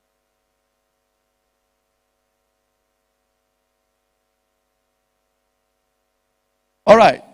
So this will be your groups after the break. So please, you can see who is in your groups. You can already chat a little bit, define a little bit how you are. And then when you come back after the break, please take one table where you can go and sit together. Is that okay? So enjoy the break. We'll be back at 11:30 to get you to work. Okay. See you in a bit.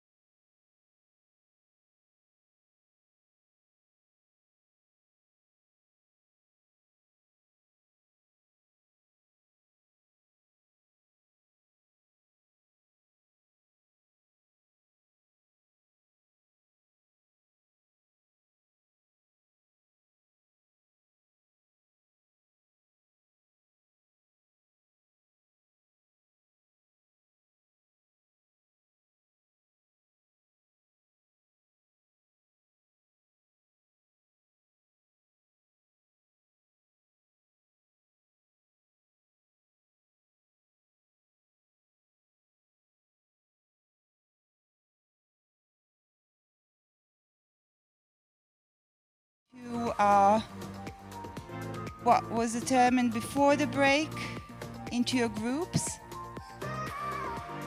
Pourriez-vous former votre groupe?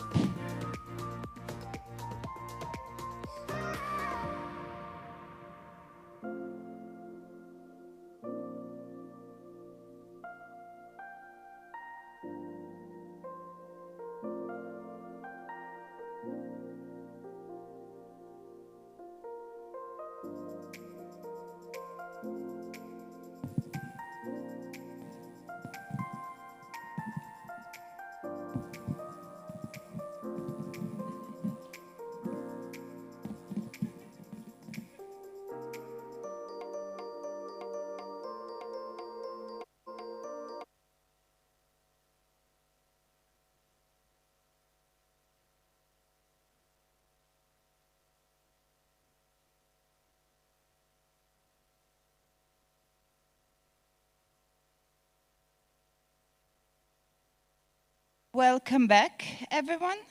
It is now time for the workshop session. So in this session, you will work in groups to discuss the difficulties related to climate risk insurance faced by all parties involved and to propose solutions to resolve these difficulties. The workshop will be facilitated by Bert Opdebik from Microinsurance Master. Bert is an active member of the inclusive insurance community since 2006. He is the founder of Microinsurance Master, the sector's first leadership program that helps organizations to build more and better risk alleviation solutions for low-income people in emerging economies.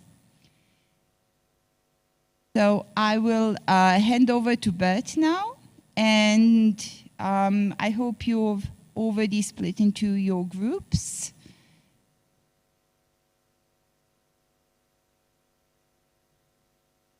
Hello, good morning again.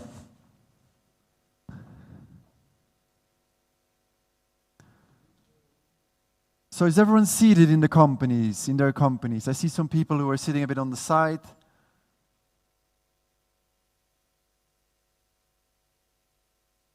Let's first make sure we can managed.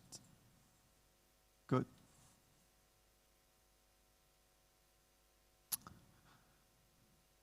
Vous parlez le français, monsieur? Vous pouvez joindre un de ces deux tables ici, s'il vous plaît. Good. As I told you before the break, it was great we had the chance to learn so much from others, and let's now see how that would be if we would have to put it in practice ourselves. So I'm not here to talk about Microinsurance Master or myself, but I'm here as a representative of ZACO. And ZACO is a cooperative of Zamunda, which you all know very well, of course, our neighboring country, Zamunda. And we, at ZACO, face some issues for our members. So I made up a little bit of a description on what ZACO is about what we do as a cooperative and who we work with as our members. And we are keen to explore how microinsurance can bring some solutions to our members. So that's why I invited you as companies to have a look at what we are at, what we're doing, and to come up with some solutions for us by the end of this session.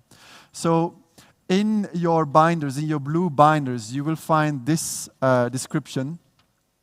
Either in English and it's also in French. If you want to have one in French and you don't have one, just you can ask at the front desk where some more are available. And please have a read through it for 5 minutes, and then we'll get back to start the discussion. Okay? So you can read up to point 3.4 a little bit to learn about ZACO, and then I will be able to answer some of your questions before you can dive into building your solutions. Good luck.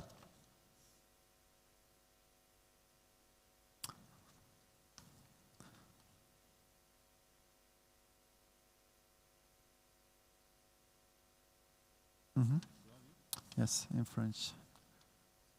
C'est en français? Can you get some more French versions? Yeah.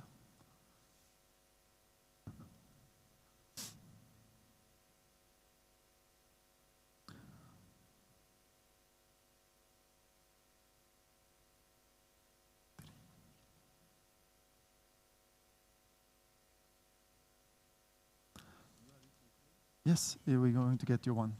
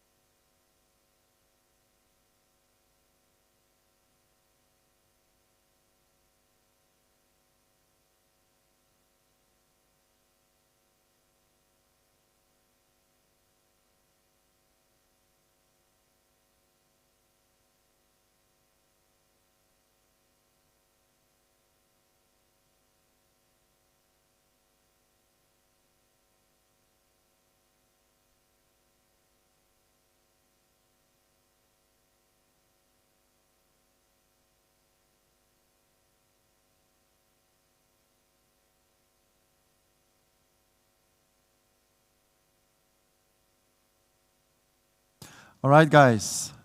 You've seen that we at Zaco, we are suffering a bit, right? We have our loans that are not being paid back as we would like it to be because of all of the disasters and the weather conditions. Farmers really fall into errors. And on the other hand, we also want to improve our loan portfolio. So we want to give out more business loans, more loans to our members. And so that's why we got in touch with you to really to help us find a solution there. So I would really appreciate, I'm short on time, so that if you could help me out like within the next half an hour with sketching an idea of what you can possibly do, you as an insurer with your reinsurer partner.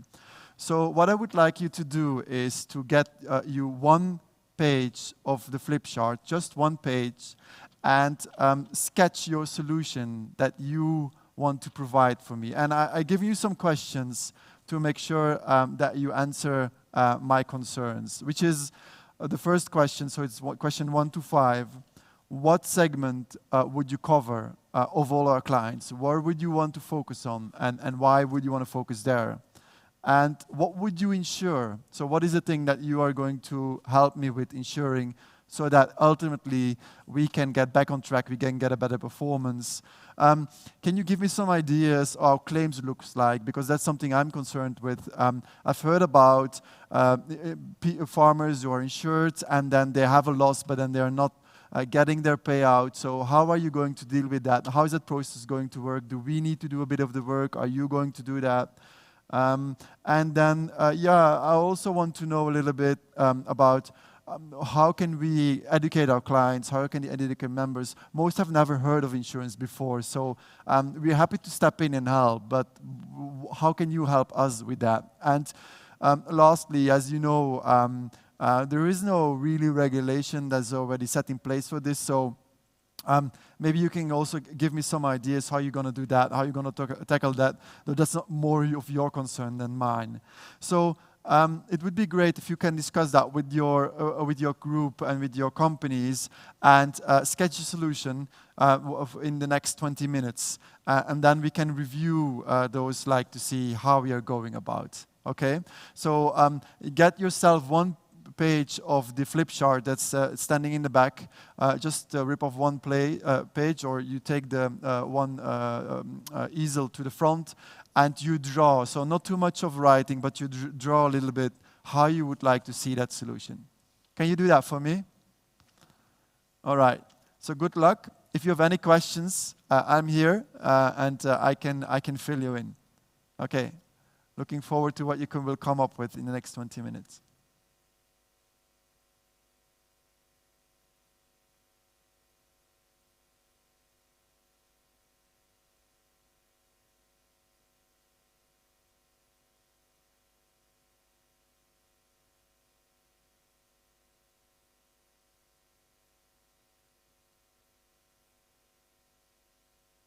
Are you talking about the 4 bullets, the growers? Sorry, I don't want to be heard by the whole room. But I'll make this softer. This is, okay. But then also there's the remittance service users. So I also, but this is kind of strange. Does everybody have a mic? Does each group? But we can't hear anybody else, but the whole room can definitely hear me. Can we please, because that's quite distracting. I'm not going to be comfortable to speak if I'm broadcasting. Thanks. Yeah, because one of the things that they say is that they don't want just the growers and the shopkeepers to be covered. I also think that's a good starting point. Maybe the remittance service users then as well. I mean, I think there's a huge number of them.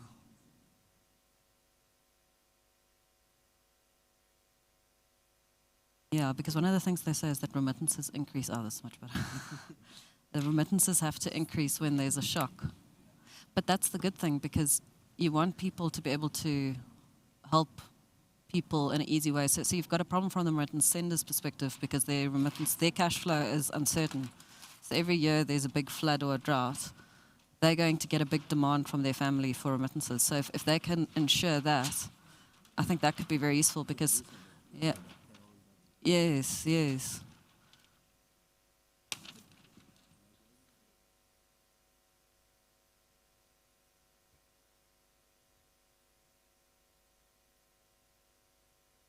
Yes, they might need to do some research to find out their needs, but they do have their bank account details, their contacts, and they, yeah. I think you're asking about how would insurance be explained to the clients.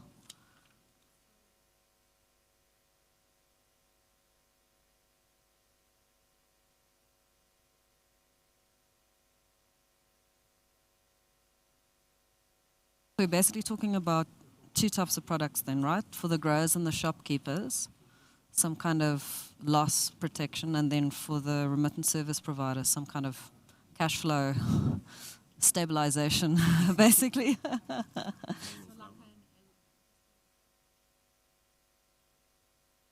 Well, and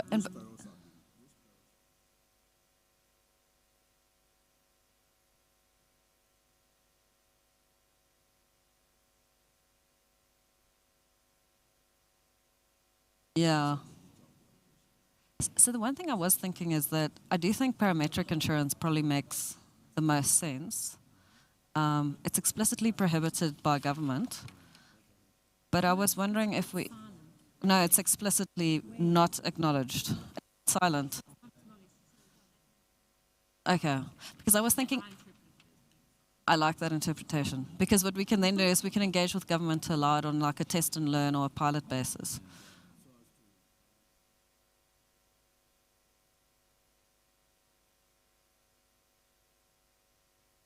Yeah. Yes. Because I was wondering about the issue that there's no way you're going to be able to do individual indemnification or claims assessment or anything like that. So that's why I was thinking.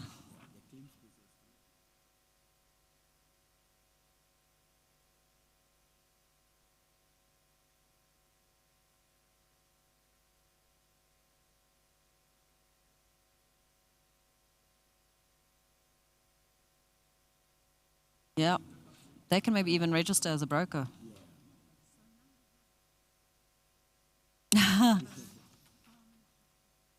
Can I?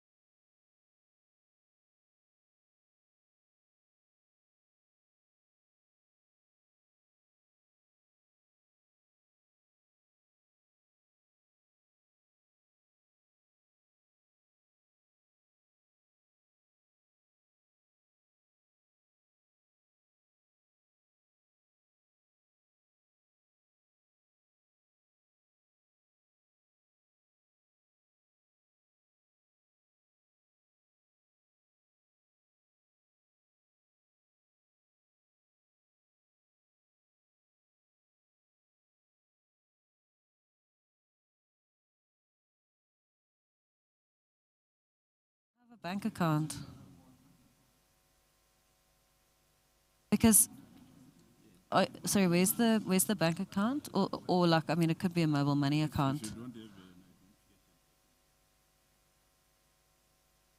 No, so I mean, in many cases, you get bank accounts and mobile money accounts based on things like voter registration cards or alternative forms of identity. So I think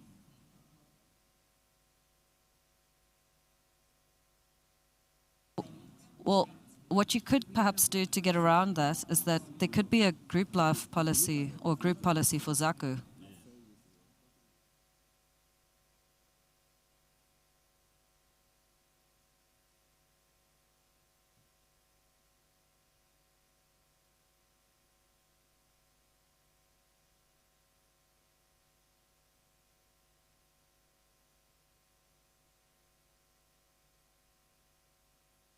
Yeah, but that's often like a 15 to 20-year process.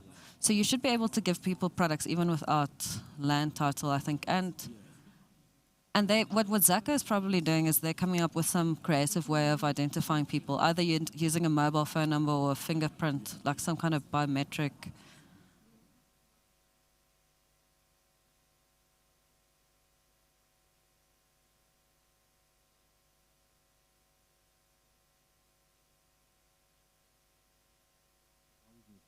Lisez bien. Et allez. Oui.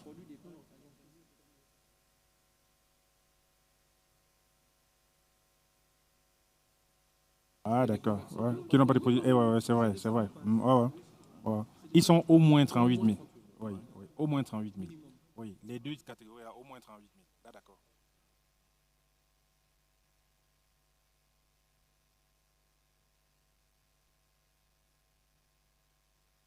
Ça monte encore. Ils sont au moins 60 000. Ils sont au moins 60 000 maintenant. Oui.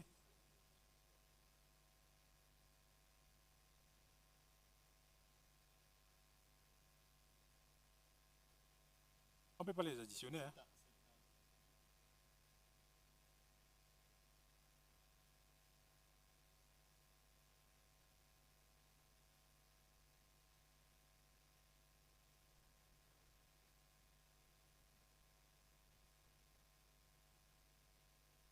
Ouais, ouais.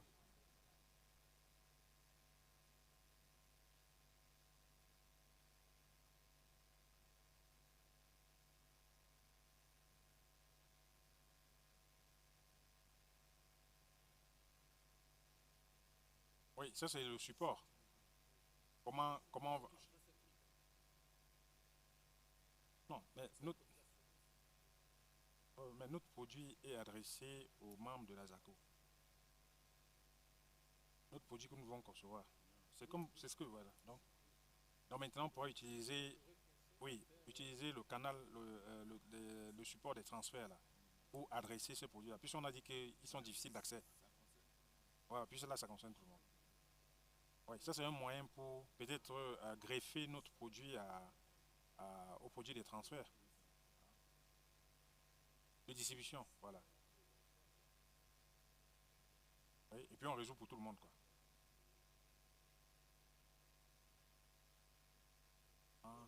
Ah, d'accord, oui, oui, oui, oui, oui.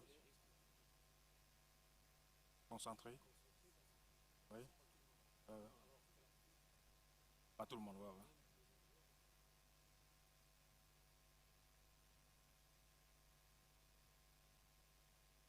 À travers les produits de transfert.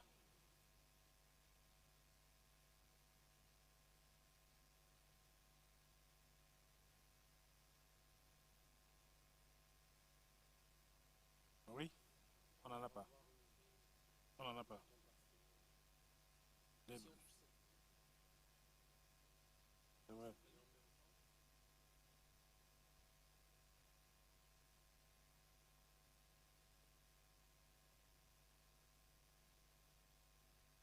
On ne s'est pas entendu tout à l'heure sur le segment.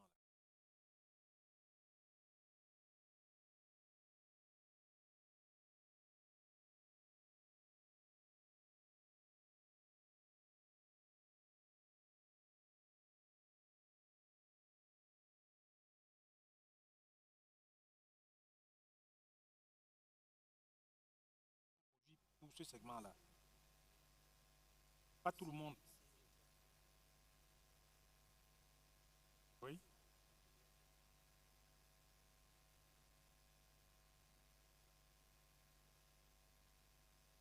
Ouais, ils seront tous touchés. Oui.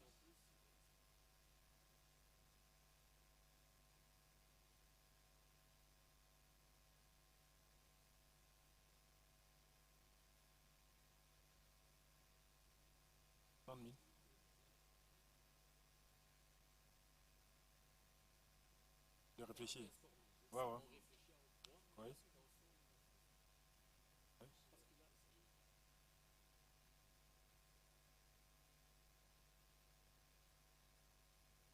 Oui.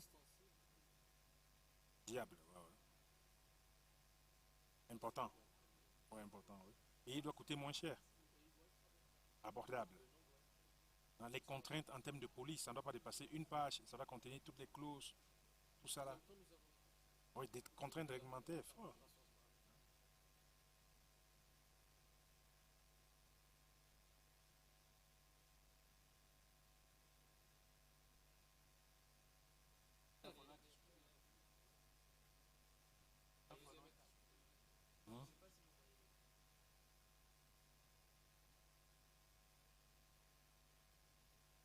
Oui, nous sommes tous autorisés. Voilà.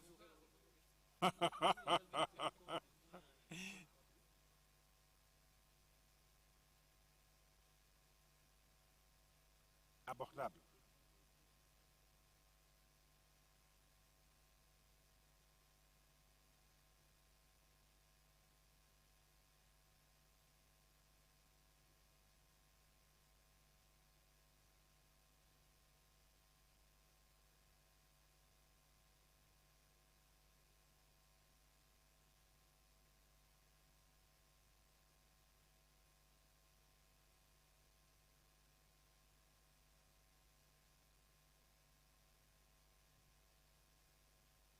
Oui.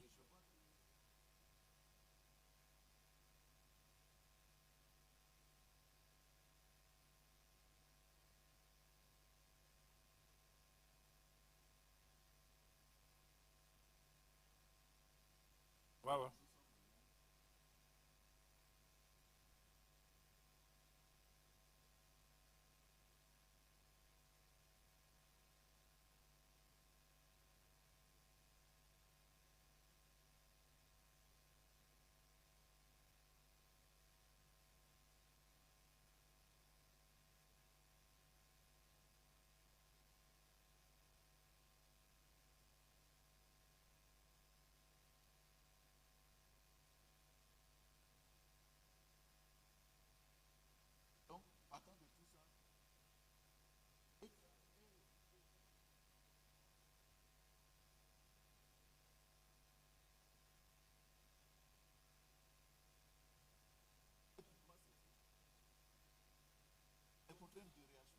Ah. Je vous suggère, avant qu'on poursuive, hein, comme ça c'est une version qui est traduite, prenons un peu la version anglaise, comme ça, hein, vous comprenez un peu, parce que ça c'est une version qui est traduite. Non, surtout le problème de segment là, quand vous regardez bien quel segment ou quel membre, donc on ne doit pas assurer tout le monde. Nous ne sommes pas censés assurer tout le monde. On fait un choix. On fait un choix. C'est ça, non? Les producteurs. Voilà, d'accord. OK. Oui.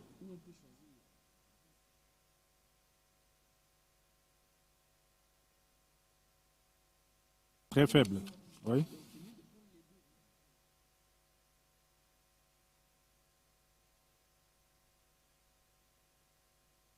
Une masse critique. Oui.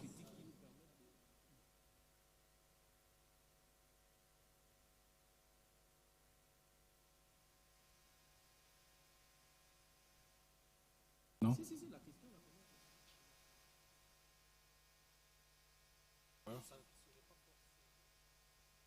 Les producteurs.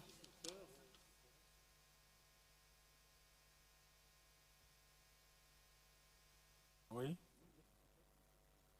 Ouais, ouais, de personnes. Ouais.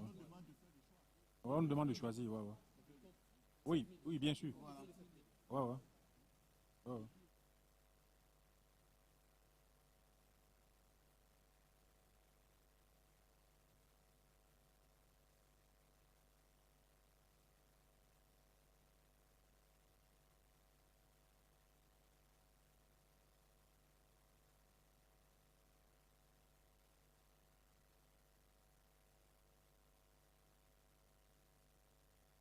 Oui, très cher.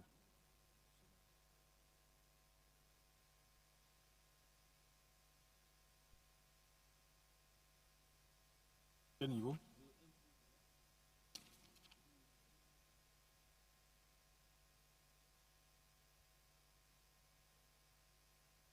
Dans tout le pays.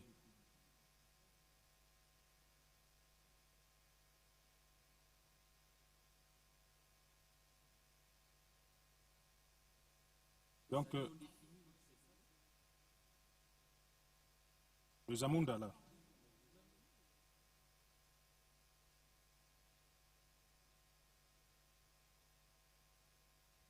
Et c'est... Mhm. Mhm.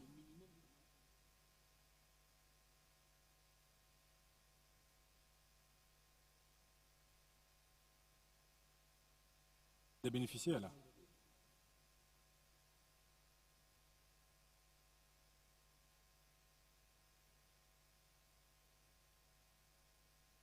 Oui, on sait, on connaît. On est au courant.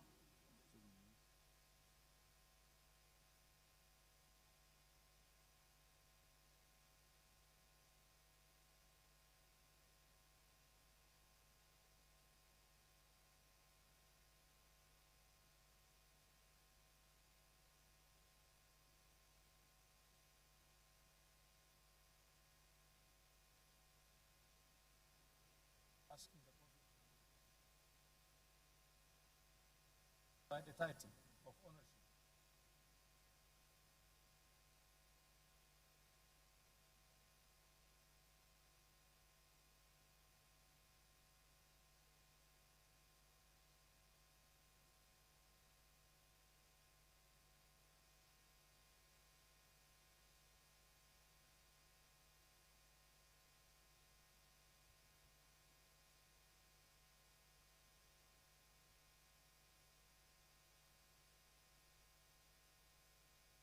ownership. They would the have. size of the land they have, you can easily identify them. They would have a method to identify them, even though it's not through an identification document.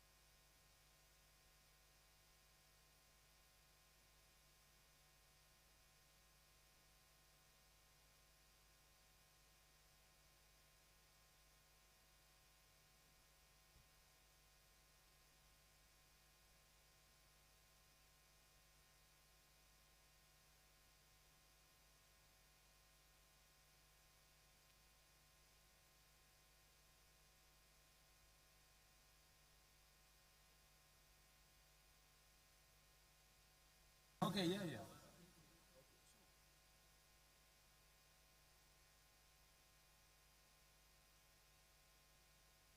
We want to cover at the initial stage, the loans, the business loan, farmers credit, that is it. And the potential or a payout if there's natural disasters for the produce that they That they experience cultural input at the initial stage. Yes. Once you become familiar with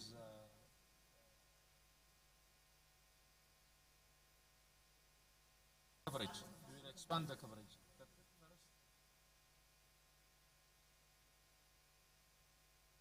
Okay. What is the experience in crop insurances or micro insurances?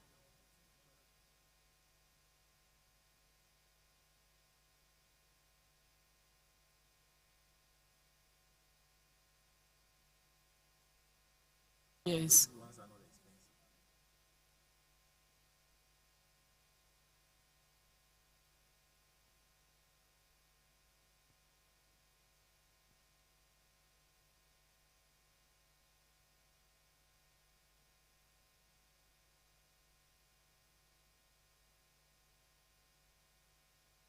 Are beginners cannot pay premium for large scale coverage.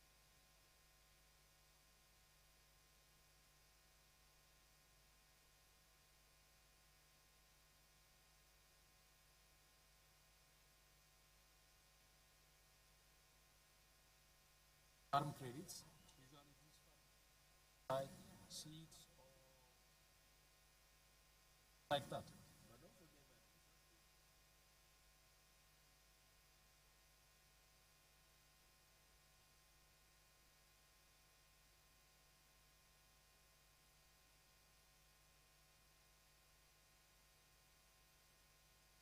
If saving product, these are the services it provides.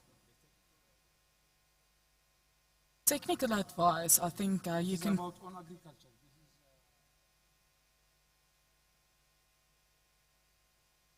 But I think how you can tap into that technical advice is those people already give advice. So if you can educate them so that they're in a position to give advice on insurance products as well. And I think, working with the regulator, you'll have to discuss with them, on areas where there's difficulties. So potentially they might not know everything up front, but there's a training process in place. So there'll probably have to be transitional arrangements to get to where you should or where you envisage to be.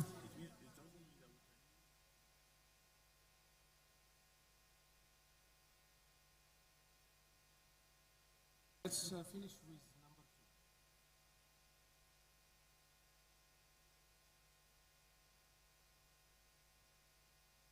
number 2. Yeah.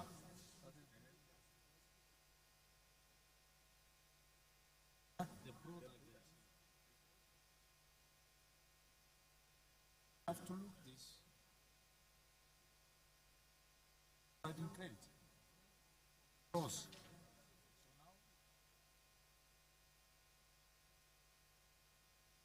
Back the loans and the number of years is going down. That is what the SACO or cooperative want as a solution to provide protection for the loans.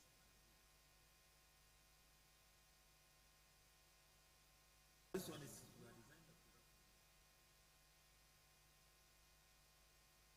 credit.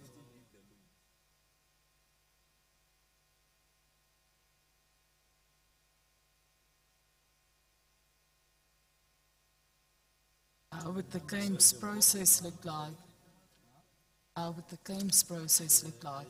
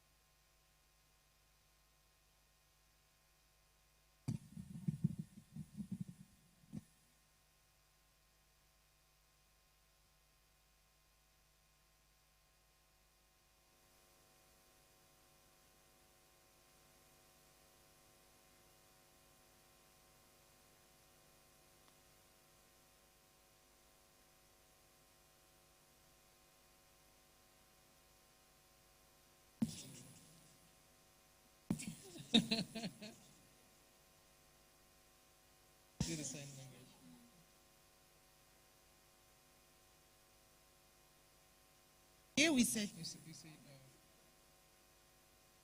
we'll engage the regulator.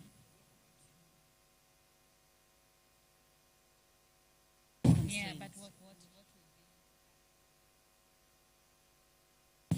But then we. There's a segment from the crop row. So the crops.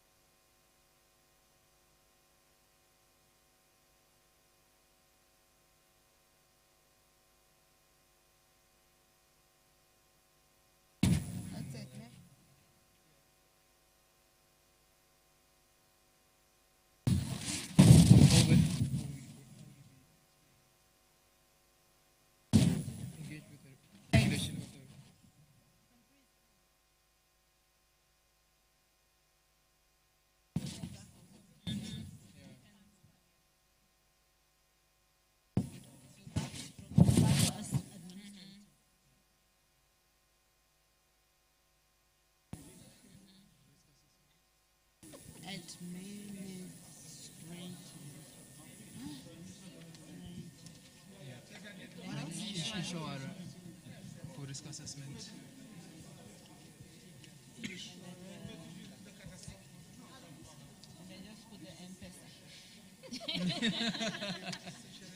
Mobile thing. Yeah. What is that? M-Pesa. No, guys, 4.3.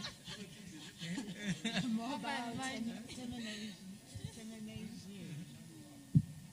And then explanation. Okay, I'm right? just gonna say here, Zako, and then I'll just say for access, ne? Yeah, access. Even here, access. Cool, then point 4. Can I go to? Yeah, we can.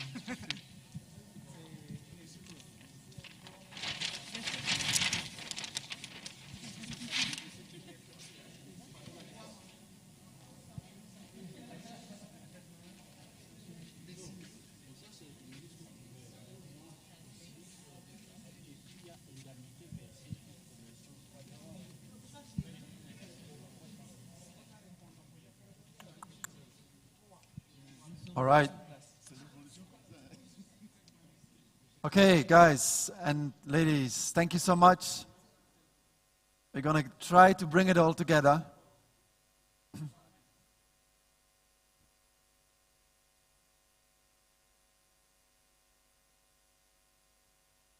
Ok, je vais demander à vous de faire des commentaires sur le... Il ne faut plus le mettre sur papier, ça va. Je vais demander comme ça. All right.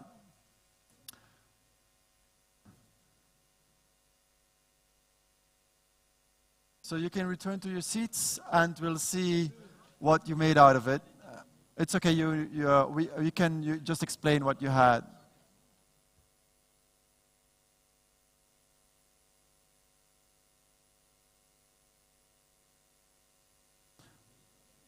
Okay.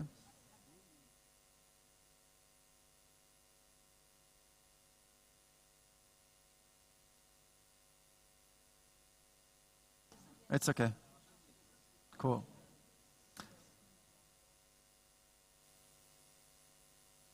Okay. So, how was this in terms of an exercise? Who found this very easy? Who found this very difficult? Yeah. Who found it a little bit difficult? Okay, so there's still some people undecided. So let's see. I mean, obviously, time is short, information you had is limited. But on the other hand, that's very often also where you're going to start from if you were in an insurer's shoes and you need to build something for the first time. So let us try to see what you came up with solutions. I heard some great things. I'm eagerly looking forward to what the final version looks like. So maybe, may I ask the group sitting over there to answer like question 1 and 2, which is, what are the segments you're going to want to propose to Zako to cover, and what are you going to cover them with. I'll see if we can get you a microphone, or you have someone who has a microphone? No? All right.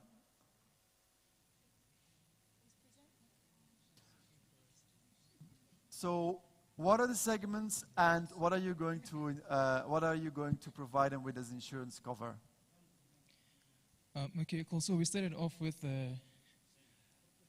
by looking at the entire beneficiaries, the 7 million people, and we said we're going to focus on the crop growers and the shopkeepers, and they did say here that focusing on these two won't be sufficient for the products. So we said.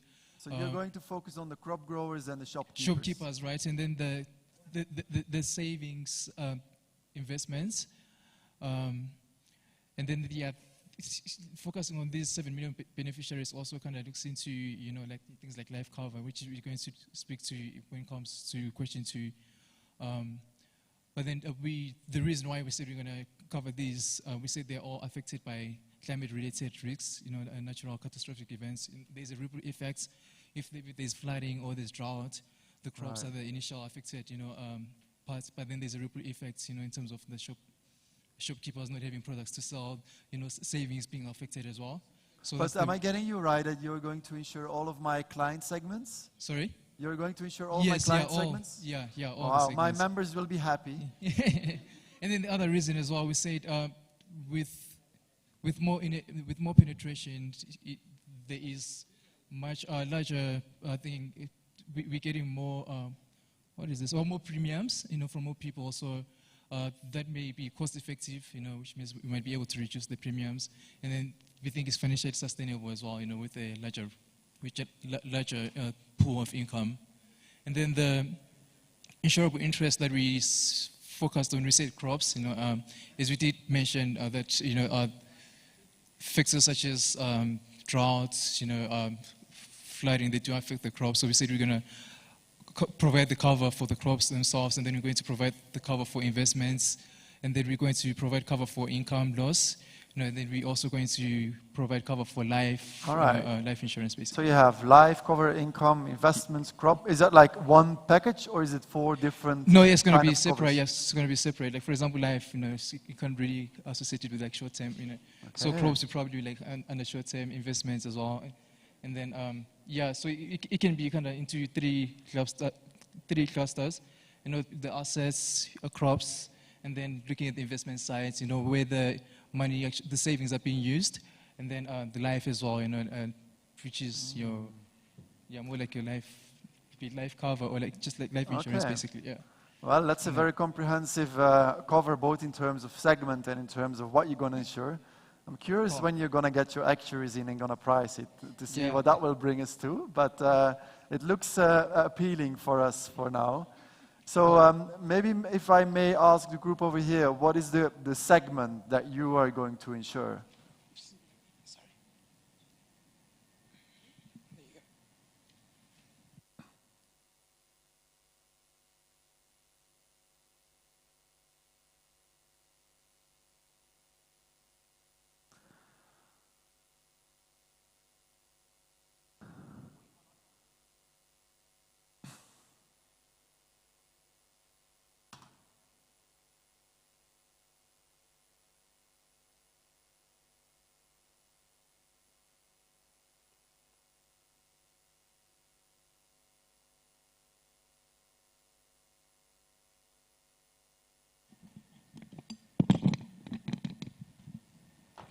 Merci.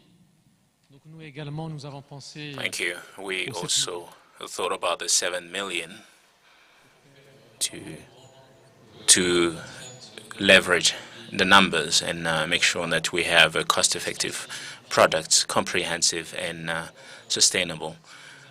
And we drew that inspiration from the fact that there is 7 million beneficiaries of fund transfers, which are coming from the region, and we have 60,000 users of the service of fund transfer services. So we assume that they will continue to do those transfers. So we need to find a way to have those 7 million benefit from it. So our segment is 7 million, and we plan to insure them against droughts. And we will have to explain to the regulatory authority how it's going to work in order to get the buy-in, because it's not specifically explained, and it's not specifically banned either. And we feel that it is possible to convince the authority of the interest of this product. But you are not covering my members, but those who are receiving transfers or subsidies from government. We are covering the members. But we need to convince the 7 million beneficiaries of the interest of coverage, knowing that the 7 millions are not completely covered by ASACO because we work in a region, but the 7 millions are scattered around the country.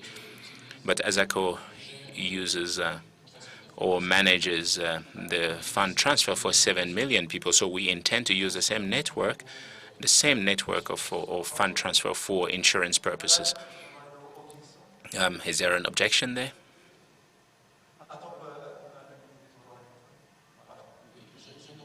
I have an objection. And the main objection is that what we seek to do is a product that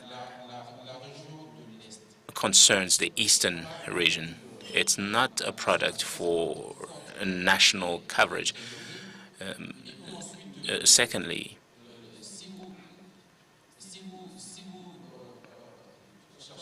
if you try to work on the 7 million beneficiaries, it's an intermittent service. But what we seek to do is to obtain loyal and stable customers, and that will establish a nucleus, if you want, on the basis of which we're going to build. So it will make it less complicated. Amongst the 7 million, there are many of them that are scattered in different other regions, and those people might not be affected by the same risks and that we are listing here. So if you're going to work on the 7 million, you will have a large portion of that 7 million showing no interest or no appetite for the risks that you seek to cover. And so you run the risk of having a product that is not particularly targeted. So this is my analysis. What is interesting for you as an insurer, and obviously you want to have a large outreach, you would like to reach as many as people as possible, versus what is the client's demand, what's the client's interest, and where do you meet? And how can you, on the one hand, make sure that you are having, as we defined in the requirements, a product that can be sustainable, that you can reach scale, which you definitely can do with 7 million nationwide, because you have that opportunity to grow to other regions. But on the other hand, how you balance that with the client value, in this case, ZACO and the members of ZACO. And the question might indeed be that from the beneficiaries of this transfer from the government, that these are, some are members, but they're not all members. So we might have some members that feel their needs are not fully met. So that's definitely something that we can bring in the discussion here. Maybe the group over there in the corner, can you also answer the first two questions in case it would be any different? So who are you going to cover, and what are you going to provide as a cover?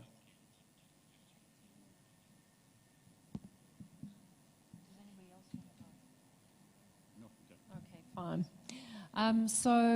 Initially we considered the members of ZACO, so the farmers, the shopkeepers, and the people who receive the remittances. And the aim was to try and achieve scale, because there's not enough farmers and shopkeepers. We also considered that maybe we should cover ZACO itself as an entity rather than the members of ZACO, possibly for some sort of payout or financing so that they can give installment holidays to their members at times when there's a natural catastrophe. And then we did also consider the aim to reach the beneficiaries, the government beneficiaries over time, so that we can grow the product to a larger scale. And then so we really wanted to meet people's needs because they have financial losses at the time of a catastrophe in different forms, but there's still a financial loss, and that we wanted to achieve scale.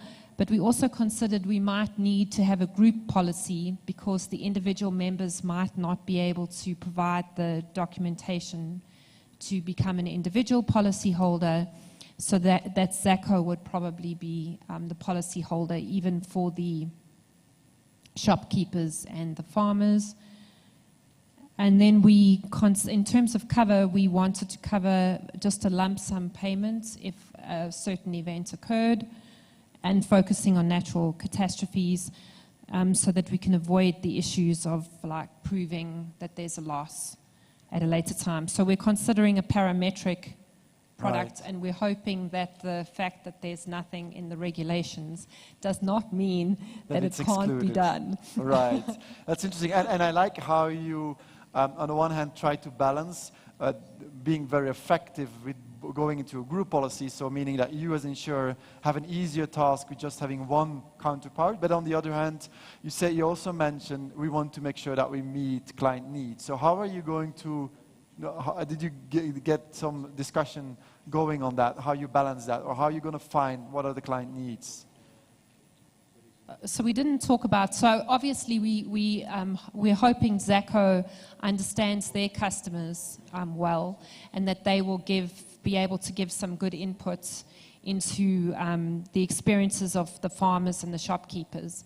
But obviously maybe the people who receive remittances is a bigger unknown, so you would need to do research on them and for the government beneficiaries.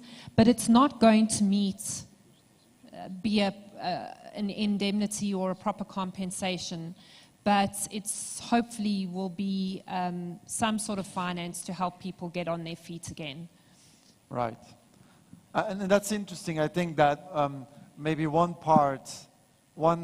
key component that is missing in our case here is who? Who is not in here?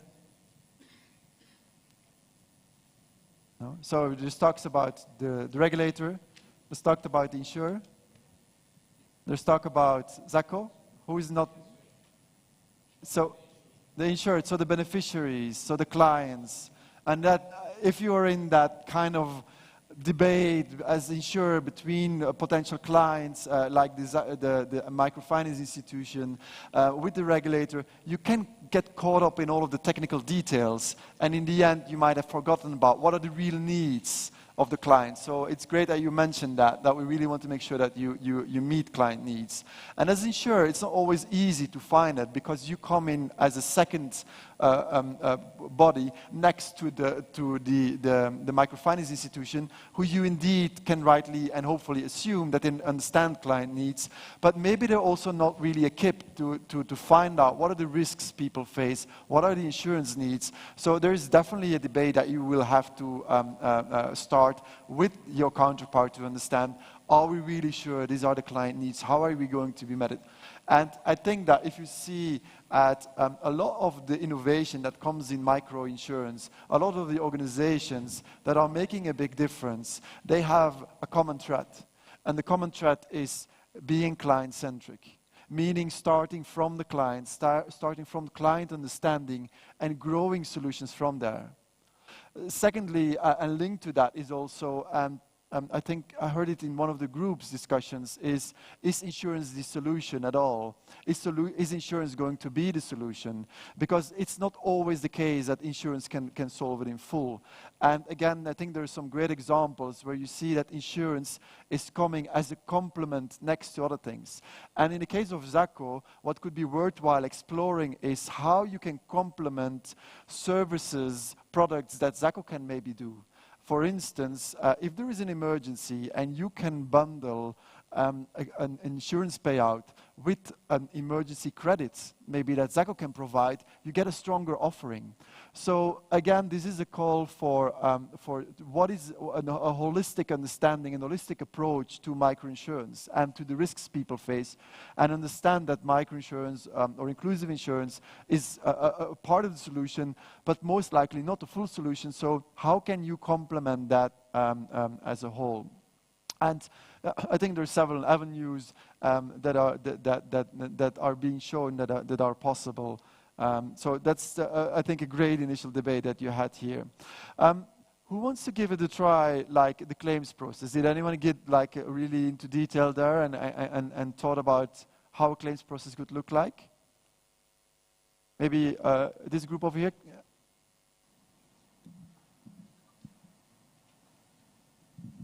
Okay, thank you.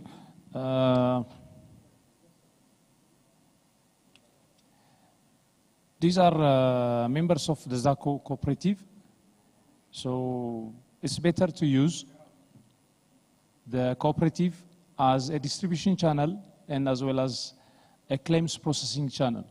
Because these people, they don't have ID cards, they don't have ownership title, and they work without registration.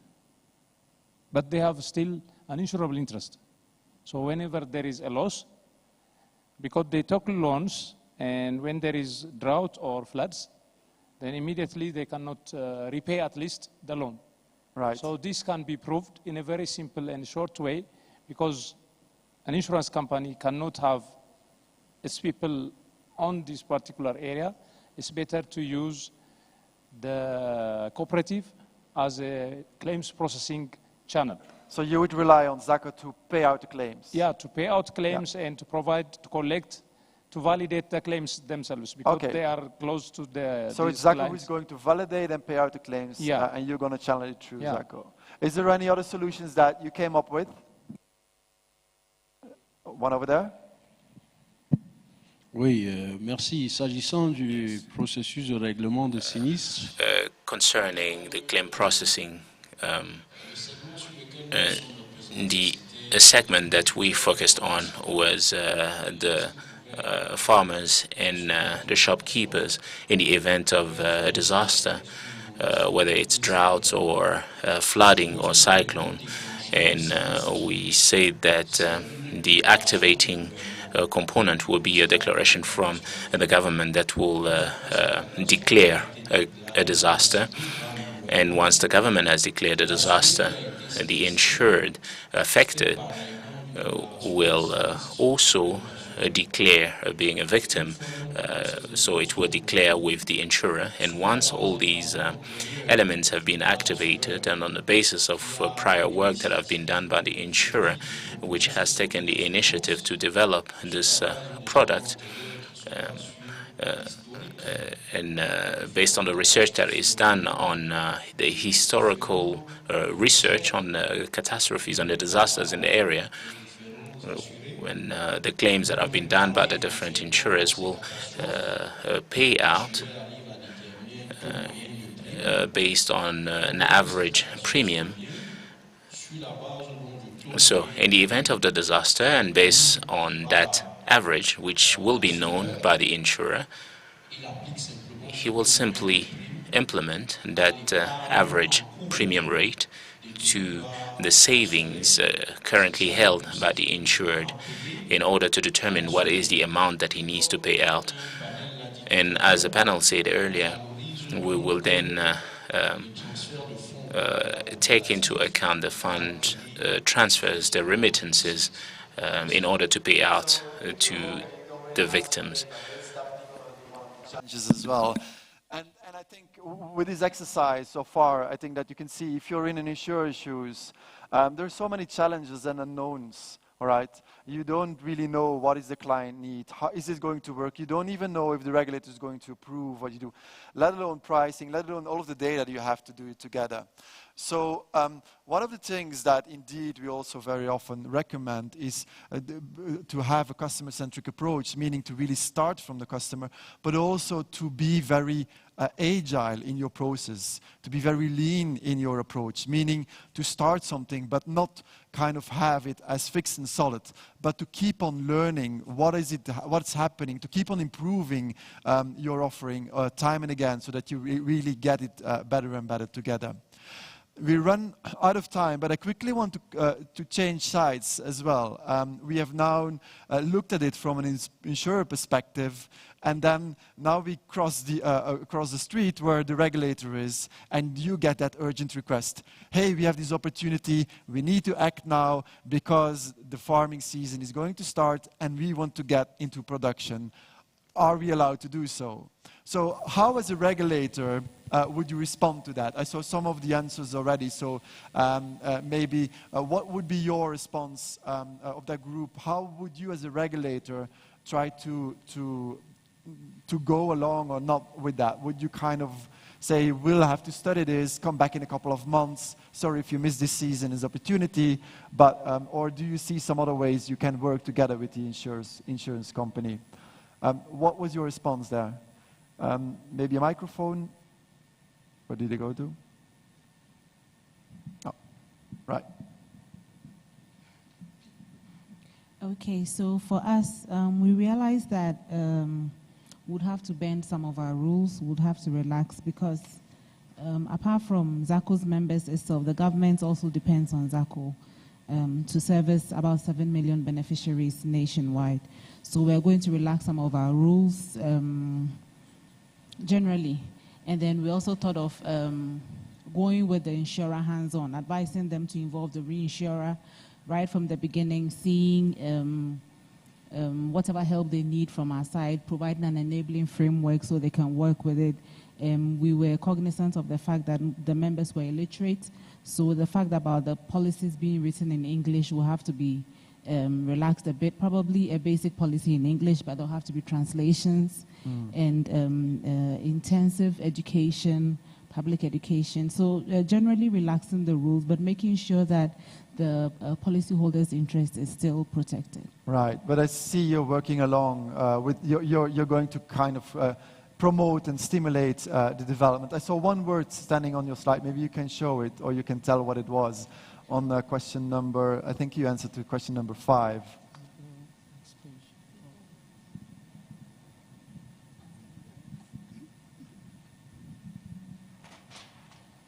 So there is the last word, sandbox. That's what you're going to try to accomplish, to create a sandbox where you can test these ideas. And you as a regulator also learn from it. Were there any other solutions from a regulatory perspective that people have thought of? Please.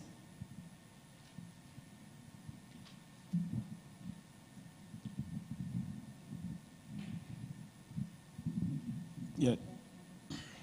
Yes, as a regulator, for purposes of a quicker turnaround time, would look for a situation where we would have a workshop set up in terms of just product description so that the approval time is shorter. You just sit in the morning, within a couple of hours, you have asked all the questions that needs to be asked and you're done. We also want, obviously, to make sure that the same product meets the customer fairness requirements. Mm-hmm. So you also you want to make sure the product is well explained and the payment arrangements in the event of an event occurring are all in order.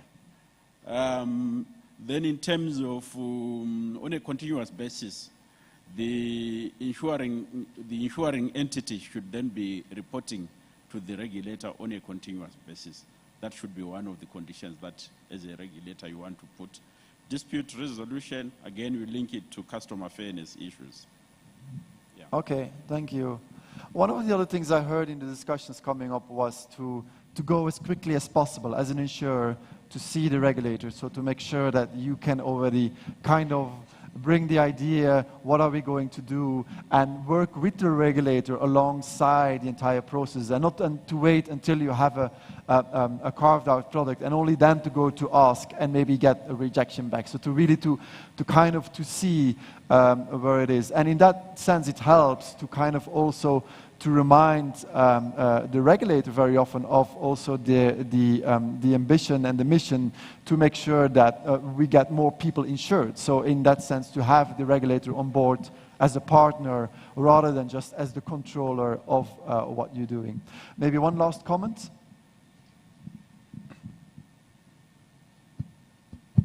Oui, le dernier commentaire, c'est que... The last comment to answer that question is that we need to link it to the preceding question, that is, how would you work with the regulator on the basis of an explanatory note of the project, which is presented by the insurer, and a technical note on the policy. I think the regulator will give his approval in principle pending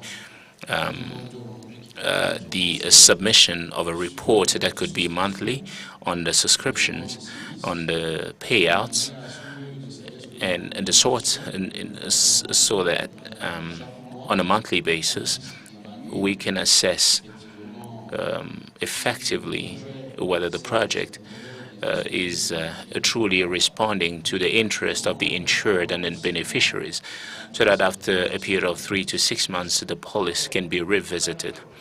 So with that, we have to conclude this case study. We ran a bit over time even, but I think it was great to see how much of ideas and energy that went floating in that hour, and how well you actually came to a solution and understanding the difficulties. And I hope that this exercise has helped as well to create a little bit more understanding and even empathy for the different stakeholders and different sides of the story, and that it is not a given and not easy for none of us involved. We are on uncharted territory. We all there to ultimately help to get more people insured, and it requires a lot from either the insurer, from the intermediary, and also from the regulator to make that happen. So thank you so much for the exercise, but above all, thank you so much for contributing to that cause of bringing more people to insurance. Thank you.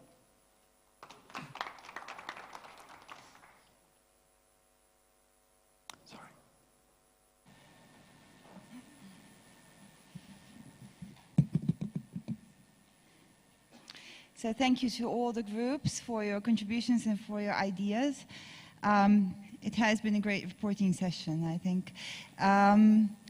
Now, before I hand over to Teresa for closing words, I would just like to take a moment and briefly acknowledge and thank and compliment our audiovisual and production teams over there who have supported us these 2 days and who have ensured the great coverage and streaming of this event.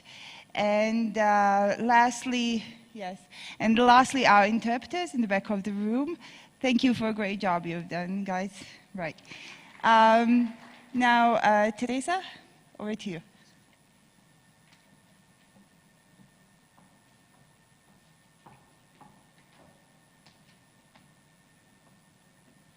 Thanks, Tonya. Ladies and gentlemen, on behalf of the Access to Insurance Initiative, I would like to thank you for your participation in the 16th Consultative Forum on Climate and Disaster Risk. Many thanks for your interest in the topic and for actively contributing to this event. I hope that you enjoyed the presentations and discussions and that you return to your offices inspired and with some new ideas. I would also like to thank those following us through the live stream. And a big thank you, of course, to our great panelists, moderators, and discussants. We really enjoyed your contributions.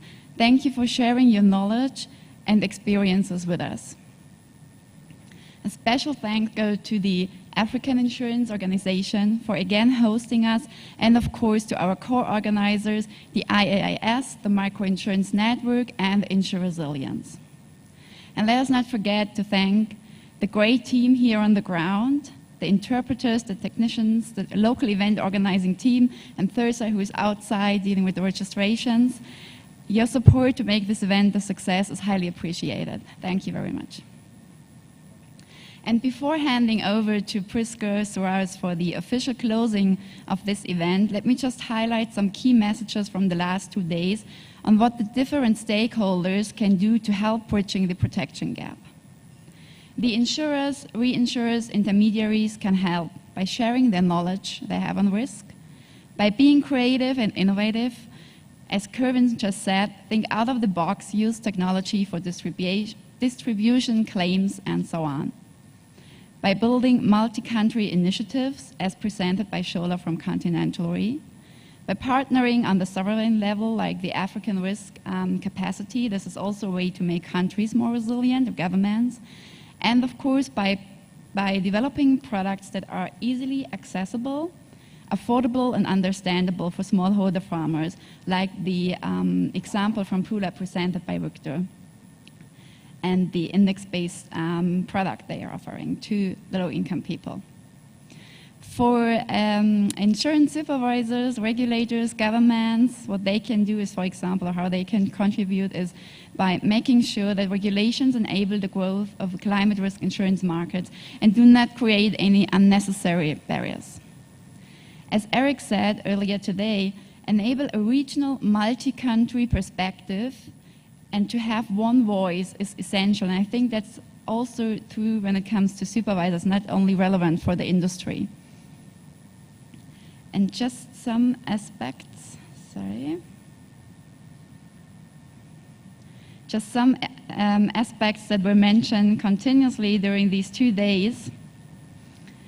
Either the industry itself or the government itself cannot address climate risk. We need a broader collaboration, and partnership is crucial. We need to involve also communities in the discussions. We should leverage our resources, come together as a collective to address this issue. And as Janice nicely said, we should stop these fragmented approaches, and not only between different entities, but also between or among the different countries. We should focus on coordination, so who does what. We should give a ministry or an entity with a strong background, a role in coordinating the processes. Another aspect that was mentioned several times is trust. As Kervin said, you won't achieve anything without trust. Trust and communication are essential. And we should keep in mind that insurance is not the solution or the only solution to solve all climate change-related issues, but it is a very important tool within a broader risk management strategy. And as Shola said, the recent devastation by Cyclone Idai in Kenneth is just another wake-up call for the urgent need for action and collaboration. We should not wait for such an event to happen in our countries before implementing risk management strategies. We have to be prepared. So let's be persistent, as Mia said, open and creative to make this change happen. It's time for action, and it's time to join hands. And I think the examples that were presented over the last 2 days are very promising, but we need more of them. So for those traveling back today, I wish you safe travels, and I hope to see you all soon again. I just wanted to quickly highlight that all the presentations will be uploaded on our website. We will also share the link with you. You will also find a full video of this event on our YouTube channel. And just my last comment now, please also join us for the next Consultative Forum taking place in Bangladesh on the same topic. If you're not able to travel to Bangladesh, there will be live streaming of the event again. Thank you very much. I'd like to hand over to Priska Soares for closing the event. Thank you.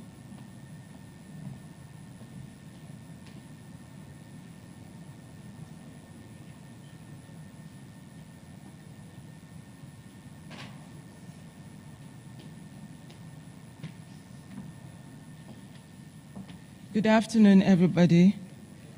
It's been a very long week for all of us, and I'm glad to see that we still have quite a number staying until the end of this consultative forum. I think the interest shows that we all realize that climate risk and the need to build resilience is very real.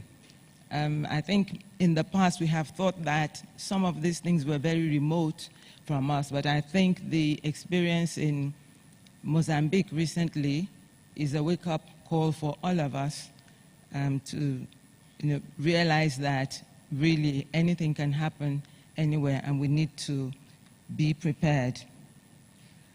I have no doubt that the discussions that have been held over the last couple of days will contribute to the agenda going forward on building resilience and climate risk. I am aware that there are several initiatives with regard to this subject. We in the African Insurance Organization have been working on the creation of a natural catastrophe risk pool. And it hasn't taken off yet because the ad hoc committee working on it is trying to find the right kind of modeling. And they have decided now to partner with Africa Risk Capacity. So we're working together with them to see how best to handle this. So I believe that there's a need to coordinate all these initiatives so that we do not dissipate energy and resources.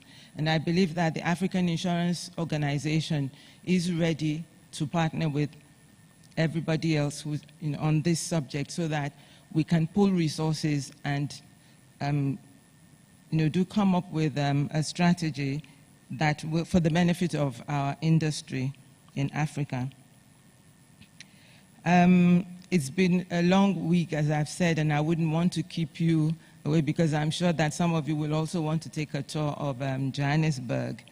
I would like to express the appreciation of the African Insurance Organization, in particular to A2II, Access to Insurance Initiative. We started this journey in 2011. That was when we had the first consultative forum. Then we called it Policy Seminar. And we didn't realize that it was something that was going to go on for so long. We thought perhaps we'd do it. Maybe it was going to be a one-off. But A2II has continuously expressed their readiness to continue to work with us, and this we highly appreciate. We also appreciate the collaborative efforts of the partners that have made it possible for us to have this consultative forum. So we'd like to thank also the Microinsurance Network, the International Association of Insurance Supervisors, and Insure Resilience Global Partnership. Thank you very much to all of you. I'd also like to thank all the speakers. I believe some have left, but hopefully they do get our thanks for taking time out to come and share knowledge and stimulate discussion among the participants. And of course, I cannot leave out the participants because if we organize this consultative forum and you did not come, then the event would not have taken place. So I do thank you. I know that there are lots of things competing. You could have wanted to go out shopping or to go and do some tourism. So I thank you for the time that you have spent to be with us here. I'd like to join Dunia and Teresa in thanking the audiovisual team as well as the team of interpreters who have helped us communicate among ourselves. On that note, ladies and gentlemen, I would like to close this session and wish you all a safe journey back to your respective destinations. God bless you all.